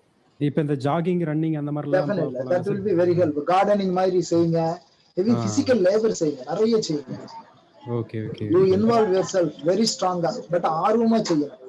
அதே சமயம் அதுல ஒரு பெனிஃபிட்டாவும் இருக்கிற மாதிரி இருக்கணும் உங்களுக்கு. அந்த மாதிரி என்னுடைய நலனுக்காக செய்யறேங்கிறது இல்லாமல் ஒரு உதவியா செய்யறேன் அப்படின்ற மாதிரியாக இருந்து செஞ்சீங்க அப்படிங்கிற பட்சத்துல ஈஸியாக இந்த நிலைமை மாறும். இது ஓரளவுக்கு குறைஞ்சதுக்கு அப்புறமேல் நீங்க வந்து ஒரு நல்ல சிறந்த ஒரு யோகா தெரபிஸ்ட் யாராவது ஒருத்தவங்களை கன்சல்ட் பண்ணுங்க, அப்புறம் அவங்க செய்யுங்க. இப்போதைக்கு நீங்க எந்த பயிற்சியில் பண்ணிட்டு இருந்தாலும் நிறுத்திடுங்க அந்த பயிற்சி. அது நீங்க பிராணாயாம பயிற்சி பண்ணிட்டு இருந்தாலும் சரி, எது பண்ணிட்டு இருந்தாலும் சரி, இப்போதைக்கு இதை கொஞ்ச நாளைக்கு நிறுத்திட்டு கொஞ்சம் நாளுக்கு அப்புறமேல எனக்கு இப்ப நான் கொஞ்சம் பெட்டரா ஃபீல் பண்றேன் அப்படின்னு வந்ததற்கு பிறகு you can continue. But you need to practise under the expert. Otherwise again you may get damage. Okay sir. இது என்ன இருக்கும் அப்படின்னு கேட்டீங்கன்னா, நீங்க மந்திர மெடிடேஷன் இந்த மாதிரி போயிருக்கிற பொழுது there is a huge amount of the prana must be நாடிகளுக்கு gone through the nadis. The nadis may be get damaged. நாடின்றது என்ன சார்? பிரெயின் செல்ஸ் அந்த அப்படி கிடையாது. It's not a physical character. Okay, it is not a physical. Okay. நீங்க சொன்ன மாதிரி actually நான் மந்திரா meditation ரொம்ப strain பண்ணி தான் அது பண்ணி நிறைய இந்த ஜபமாலை எல்லாம் யூஸ் பண்ணி பண்ணி பண்ணி அது ஒரு மாதிரி நெகட்டிவிட்டி கிரியேட் பண்ணிடுச்சு. அதுதான். Okay sir. Okay okay okay. Thank you sir. Sir அடுத்து பன்னீர்செல்வம் சார் ஏதோ கேட்க வந்தாரு, அவர் சார் மட்டும் கேட்டுக்கலாம். பன்னீர்செல்வம் சார் அதோட முடிச்சுக்கலாம்யா. அந்த பன்னீர்செல்வம் ஐயாவோட முடிச்சு. வாழ்க வளமுடன் ஐயா. நன்றிங்க. My question is whether a sliding type of hernia patient can do the Kapalabhati. Sliding type of hernia. Okay. So அதான் ஹெர்னியா பேஷண்ட்ஸ்ங்க செய்யவே கூடாதுங்கிறது கிடையாது சார். நீங்க ஒரு எக்ஸ்பர்ட் கைடன்ஸ் வச்சுக்கிட்டு நாம தாராளமாக செய்யலாம், கண்டிப்பாக செய்யலாம். ஓகேங்க, தேங்க்யூ. மிக்க மகிழ்ச்சி. இன்றைய இந்த கதையோகா பகுதியினுடைய தொடர் வகுப்பு இன்றைய தினம் நம்மளுடைய அழைப்பை ஏற்று மிக அனுபவமாக தங்களுடைய பல்வேறு தளங்களிலே பயணித்துக் கொண்டிருக்கின்ற மரியாதைக்குரிய மாதவன் ஐயா அவர்கள் கடந்த 2 தினங்களாக, கடந்த வாரமும் சரி இந்த வாரமும் சரி, நமக்கு வந்து அந்த கதையோகா டெக்ஸ்ட் தொடர்புடைய பல பகுதிகளை மிக விரிவாக மாணவர்களுக்கு எடுத்து கொடுத்தார்கள். அது மட்டுமல்லாது மாணவர்களுடைய வினாக்களுக்கு தேவையான அளவிலே அவர்களுக்கான சரியான விளக்கங்களை அளித்து மிகச்சிறப்பான வகையிலே இந்த வகுப்பை மேலாண்மை ஐயா அவர்கள் செய்திருக்கிறார்கள். ஐயா அவர்களுடைய கடந்த 2 வகுப்புமே சரி, அதாவது பொதுவாக யோக தளத்திலே பயணித்துக் கொண்டிருக்கின்ற அந்த யோக பயிற்றுனர்களும் சரி, யோக பயிற்சியாளர்களும் சரி, அதே போல் வந்து தேசிய தகுதி தேர்விலே தேர்வு எழுதி கொண்டிருக்கின்ற மாணவர்களுக்கான ஒரு பயனுள்ள தகவலாகவும் இந்த 2 நாட்களுடைய வகுப்பு அமைந்திருக்கிறது என்பது மிக சிறப்புக்குரியது. அந்த அடிப்படையிலே இதற்கான நேரத்தை ஒதுக்கி இந்த வகுப்பிற்கு வருகை புரிந்து எங்களுடைய மாணவர்களுக்கு மிக சிறப்பான வகையிலே இந்த கதையோகா டெக்ஸ்ட் பகுதிகளை பொறுத்தளவு மிக விரிவாக ஐயா அவர்கள் தகவலை எடுத்துக் கூறியமைக்காக முதலிலே மையத்தின் சார்பாக மனமார்ந்த நன்றிகளை இந்த நேரத்தில் உரித்தாக்கி ஐயா அவர்களிடம் ஒரு வேண்டுகோளாக, இன்னும் வருகின்ற காலகட்டங்களிலே தொடர்ச்சியாக திருமந்திரம், அதே போல் இந்த கதையோகா தங்களுக்கு நேரம் கிடைக்கின்ற பொழுது உங்களுடைய மேலான அனுமதியோடு அந்த வகுப்பு நாங்கள் நடத்துவதற்கு தயாராக இருக்கிறோம். எனவே அந்த வகுப்பையும் எங்களுக்கு ஏற்படுத்தி கொடுக்க வேண்டும் என்று வேண்டுதலாக ஐயா அவர்களிடம் கேட்டுக்கொண்டு தற்போது நாம் இந்த நிகழ்வை நாம் நிறைவு செய்து கொள்வோம். குணசேகரன் ஐயா, நம்ம வந்து க்ளோசிங் பிரேயர் பாடி நிறைவு பண்ணிக்கலாம் ஐயா. வேற எதுவும் தகவல் இருக்கா ஐயா? இருக்குங்க. ஒரு சின்ன அறிவிப்பு. கடந்த ஐயா இதுல வந்து நாங்க வந்து ஒரு அறிவிப்பு கொடுத்திருந்தோம். இந்த வகுப்பு இது தொடர்புடைய பல கதை யோகா டெக்ஸ்ட் தொடர்புடைய வகுப்புகள் மற்றும் இன்னும் வந்து பகவத்கீதை, திருமந்திரம், அதே மாதிரி பதஞ்சலி யோக சூத்திரம் தொடர்புடைய பல வகுப்புகளை இந்த பரமக்குடியில் இருக்கக்கூடிய யோக மையமும் ஈரோடில் இருக்கக்கூடிய யோக மையமும் இணைந்து இந்த நிகழ்வை நடத்தி கொண்டிருக்கின்றோம். இது வந்து ஜூம் ஆப்ல தான் நம்ம நடத்துறதுனால முடிந்தவர்கள், இது வந்து கம்பல்சன் கிடையாது, தாங்களால் இயன்றவர்கள் இந்த வகுப்புகள் தொடர்ச்சியாக நடைபெறுவதற்கு எங்களுக்கு வந்து ஜூம் ஆப்புவதற்கான அந்த நிதியை நாங்கள் வந்து உங்களிடம் நன்கொடையாக கருதி கேட்கின்றோம். விருப்பப்படுகின்றவர்கள் ஏற்கனவே ஒரே ஒரு நபர் மட்டும், ஐயா அவங்களுடைய பெயர் சொல்லிருங்க ஐயா. ஐயா குணசேகரன் ஐயா. லெனின் என்பவர் வந்து எங்களுடைய இந்த நிகழ்வுக்காக அவர்கள் வந்து நன்கொடை அளித்திருக்கிறார்கள். லெனின் ஐயா அவர்களை முதல்ல வாழ்த்திடுவோம். லெனின் ஐயா அவர்களுடைய உடல் நலம், மனவளம், அவர்களுடைய சமுதாய வளம், அவர்களுடைய பொருள் வளம் அனைத்தும் மென்மேலும் வளர்வதற்கு எல்லாம் வல்ல இறையர்களும் குருவர்களும் அவருக்கு துணை நிற்க வேண்டி அவருக்கு எங்களுடைய வாழ்த்துக்களை தெரிவித்துக் கொள்கிறோம். தொடர்ந்து அந்த குரூப்ல வந்து அந்த அக்கௌண்ட் நம்பர்ஸ் இருக்கிறது, அதனால் கோஆர்டினேட்டருக்கு அது தொடர்பு கொண்டு தங்களால் இயந்த உதவிகளையும் இந்த நேரத்தில் செய்ய வேண்டும் என்று கேட்டுக்கொண்டு உலக நல வாழ்த்து பாடி நம்ம நிறைவு செய்து கொள்வோம். ஐயா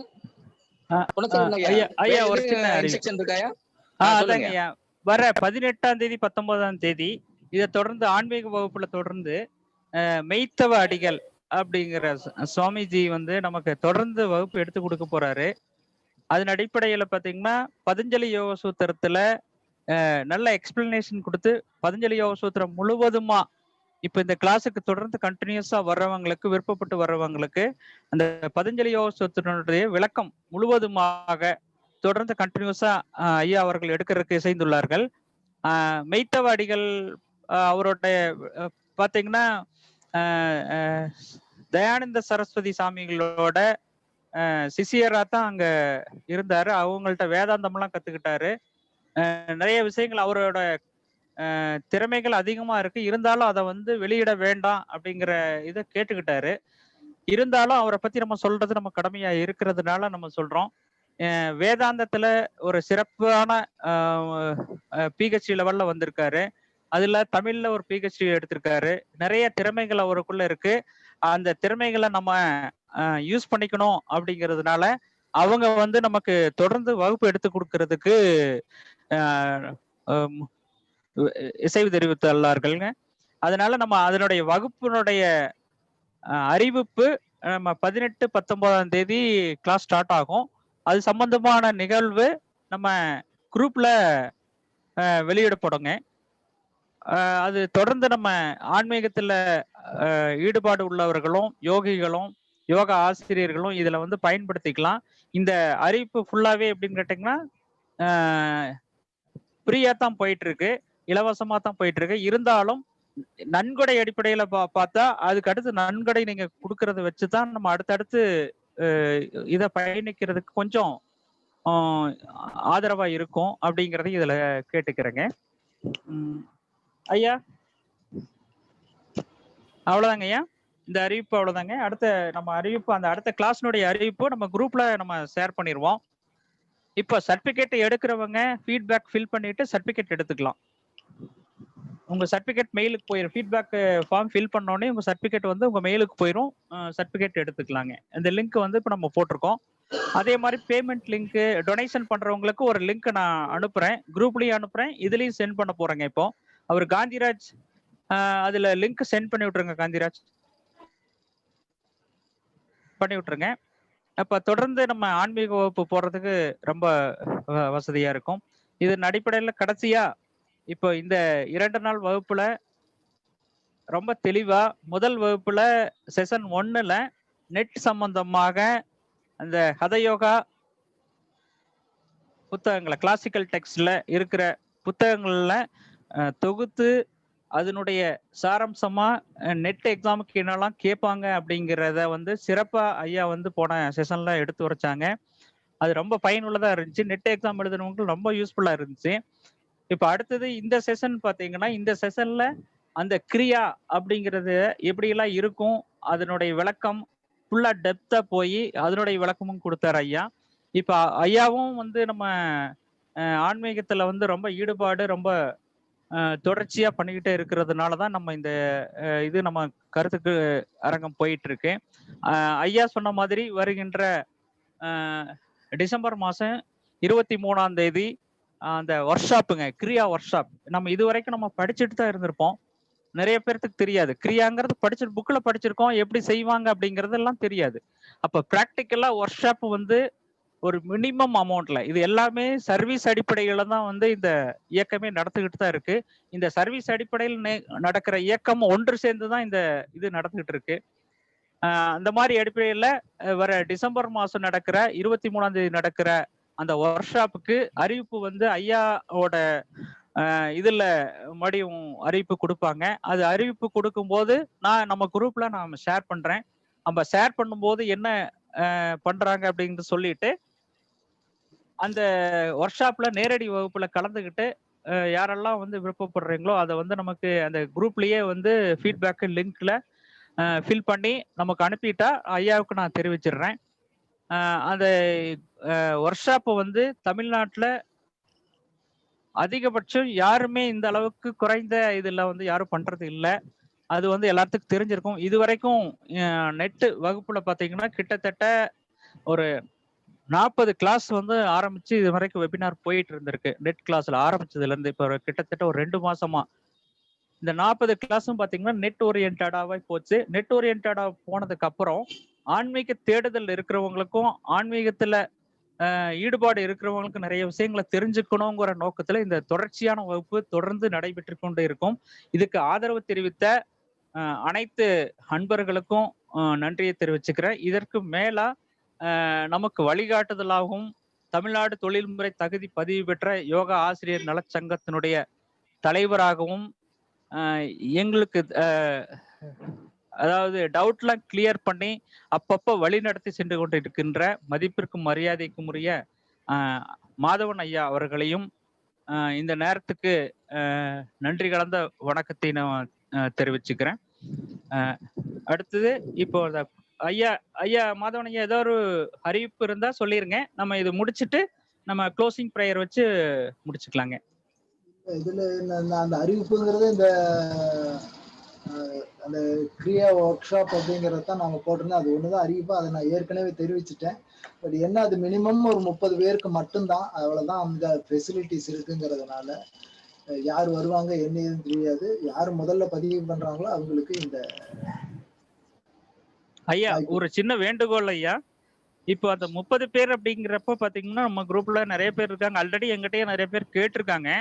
அப்போ அந்த 30 பேருக்கு மேல போனாலும் அவங்க பதிவு பண்ணாலும் அவங்களுக்கும் ஒரு டேட் அனௌன்ஸ் பண்ணி அந்த ஒர்க் ஷாப்ல கலந்துக்கிற மாதிரி நீங்க முன்கூட்டியே வந்து அந்த ஏற்பாடு செஞ்சுக்கணும் அப்படிங்கறத நான் ஒரு வேண்டுகோளா நம்ம அதற்கான ப்ராசஸ், இடம் எங்க வைக்கிறது, இங்க பக்கமா எங்கேயாவது வைக்க முடியுமா அப்படிங்கிறதுக்காக பார்த்துக்கிட்டு இருக்கோம். இங்க நம்ம ஏரியாக்குள்ளார இப்போ கோயம்புத்தூரோ இந்த மாதிரி இடங்கள்ல எங்கேயாவது இடம் இருக்குது அப்படிங்கிற பட்சத்துல இருக்கும். அந்த இடம் நல்ல இப்ப நம்ம நாகர்கோவில் ஏற்படுத்திய இடம் மிகச் சிறப்பான இடம் அப்படிங்கிறது கேள்விப்பட்டோம். அது பார்த்தோம். அங்க போயிட்டு வந்தவங்க எல்லாம் நான் போய் பார்க்கல, பட் நேர்ல போயிட்டு வந்தவங்க எல்லாம் மிகச்சிறப்பா இருக்கும்னு சொன்னதுனால குறைவாக இருந்தாலும் பரவாயில்ல அப்படின்னு சொல்லிட்டு அங்க புக் பண்ணியிருக்கோம். பட் அதற்கான ப்ராசஸ் கண்டிப்பாக போயிட்டு இருக்குங்க மிஸ்டர் குணாயா. அதுக்கான விஷயங்கள் போயிட்டு இருக்கு.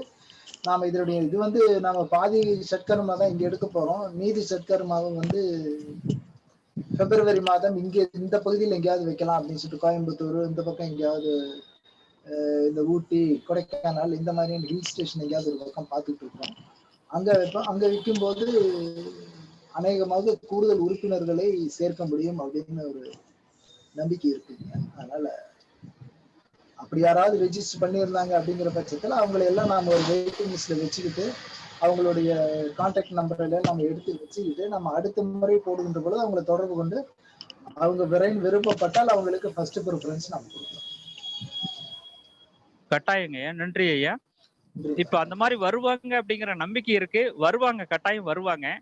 அப்போ அந்த அடுத்த ஏற்பாடு நீங்க பண்ணிக்கிட்டா நல்லா இருக்கும் அப்படிங்கறத ஒரு வேண்டுகோளா தான் வைக்கிறேங்க ஐயா.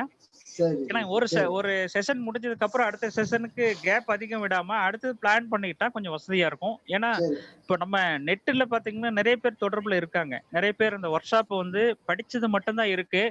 அந்த ஒர்க் ஷாப் பண்ணும்போது நிறைய விஷயங்கள் அவங்க தெரிஞ்சுக்க வேண்டியது இருக்கு. இப்போ நெட் எக்ஸாம் எல்லாம் பாத்தீங்கன்னா லாஸ்ட் எக்ஸாம் எழுதினவங்களுக்கு எல்லாத்துக்கும் தெரியும். இது இனிமேல் வந்து படித்தால் மட்டும் போதாது, ஞானமாவும் இருந்தா மட்டும்தான் பாஸ் பண்ண முடியுங்கிற லெவலுக்கு வந்தாச்சுங்க. அப்போ இதுல புரிதல் அதிகமா இருக்கணும். படிக்கிறது மட்டும் போறாது, புரிதல் அதிகமா இருக்கணும். அதுக்கு உங்கள மாதிரி பிராக்டிக்கல் அதிக நாலேஜ் இருக்கிறவங்க எங்களுக்கு ஒரு வழிகாட்டுதலா இருந்தா உதவியா இருக்கும் அப்படிங்கறத நாங்க தெரிவிச்சுக்கிறோங்க ஐயா. நன்றிங்க ஐயா. ஐயா பிரசாத் ஐயா முடிச்சுக்கலாங்களா? ஐயா மிக்க மகிழ்ச்சி ஐயா. தொடர்ச்சியாக இந்த இணையத்தில் இணைந்திருக்கின்ற அனைத்து அன்பர்களும் தங்களுடைய ஃபீட்பேக், பின்னூட்டம் என்று சொல்லக்கூடிய அந்த பின்னூட்டத்தை பதிவு செய்துவிட்டு ஃபீட்பேக்ல இருந்து வெளியில போற மாதிரி கேட்டுக்கொள்கிறேன். ஐயா குணசேகரன் ஐயா, ஒரு 2 நிமிடங்கள், அதாவது க்ளோசிங் பிரேயர் முடிஞ்ச பிறகு 2 நிமிடங்கள் வந்து ஓபன்ல இருக்கட்டும். எல்லாரும் ஃபீட்பேக் போட்ட பிறகு ஏன்னா சான்றிதழ் வழங்குறதுனால ஃபீட்பேக் போட்ட பிறகு நீங்க வந்து க்ளோஸ் பண்ணிக்கலாம். ஓகேங்க. மகிழ்ச்சி ஐயா. மீண்டும் வந்து டாக்டர் மாதவன் ஐயா அவர்களுக்கு எங்களுடைய யோகா மையம் சார்பாக மனமார்ந்த வாழ்த்துக்களையும் நன்றிகளையும் இந்த நேரத்தில் உரித்தாக்கி தற்போது இந்த நிகழ்வினுடைய க்ளோசிங் பிரேயர் ஐயா, க்ளோசிங் பிரேயர் ஸ்டார்ட் பண்ணிடலாம் ஐயா. வாய்ப்பு கொடுத்ததுக்கு நன்றி பிரசாத் ஐயா. ரொம்ப மகிழ்ச்சி ஐயா, ரொம்ப மகிழ்ச்சி. வணக்கம் ஐயா. வணக்கம். நன்றிங்க ஐயா. நன்றிங்க ஐயா. க்ளோசிங் பிரேயருங்க. ஓம் பூர்ணமத பூர்ணமிதம் பூர்ணாத் பூர்ணமுதச்யதே பூர்ணஸ்ய பூர்ணமாதாய பூர்ணமேவாவஸ்யதே. ஓம் சாந்தி சாந்தி சாந்தி.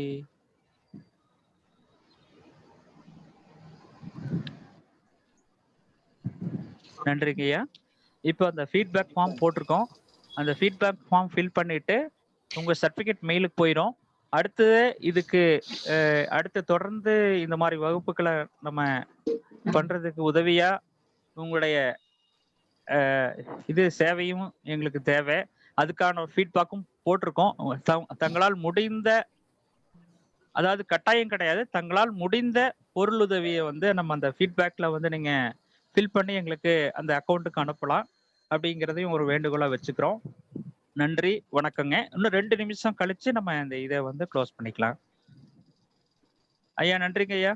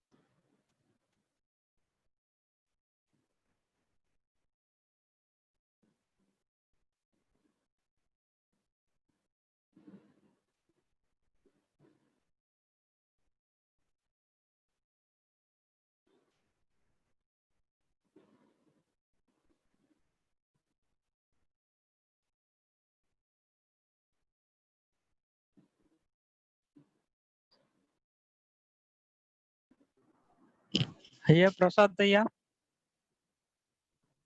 பிரசாத் ஐயா, ஐயா சொல்லுங்க.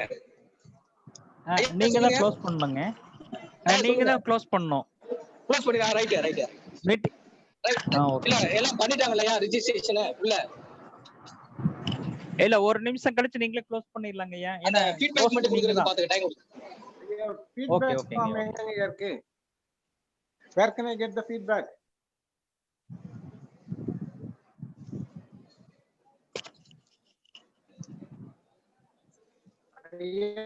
feedback form எங்க இருக்கு? ஐயா லிங்க் போட்டுருக்கங்க ஐயா.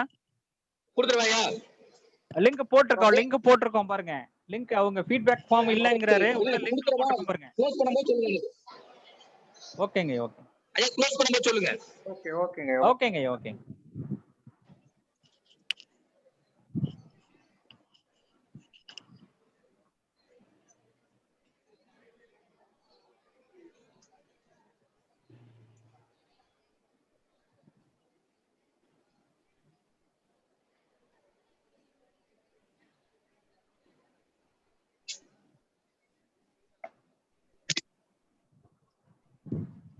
புரியுதாமா உங்களுக்குலாம்? புரியுதா? புரியுதா? Very good.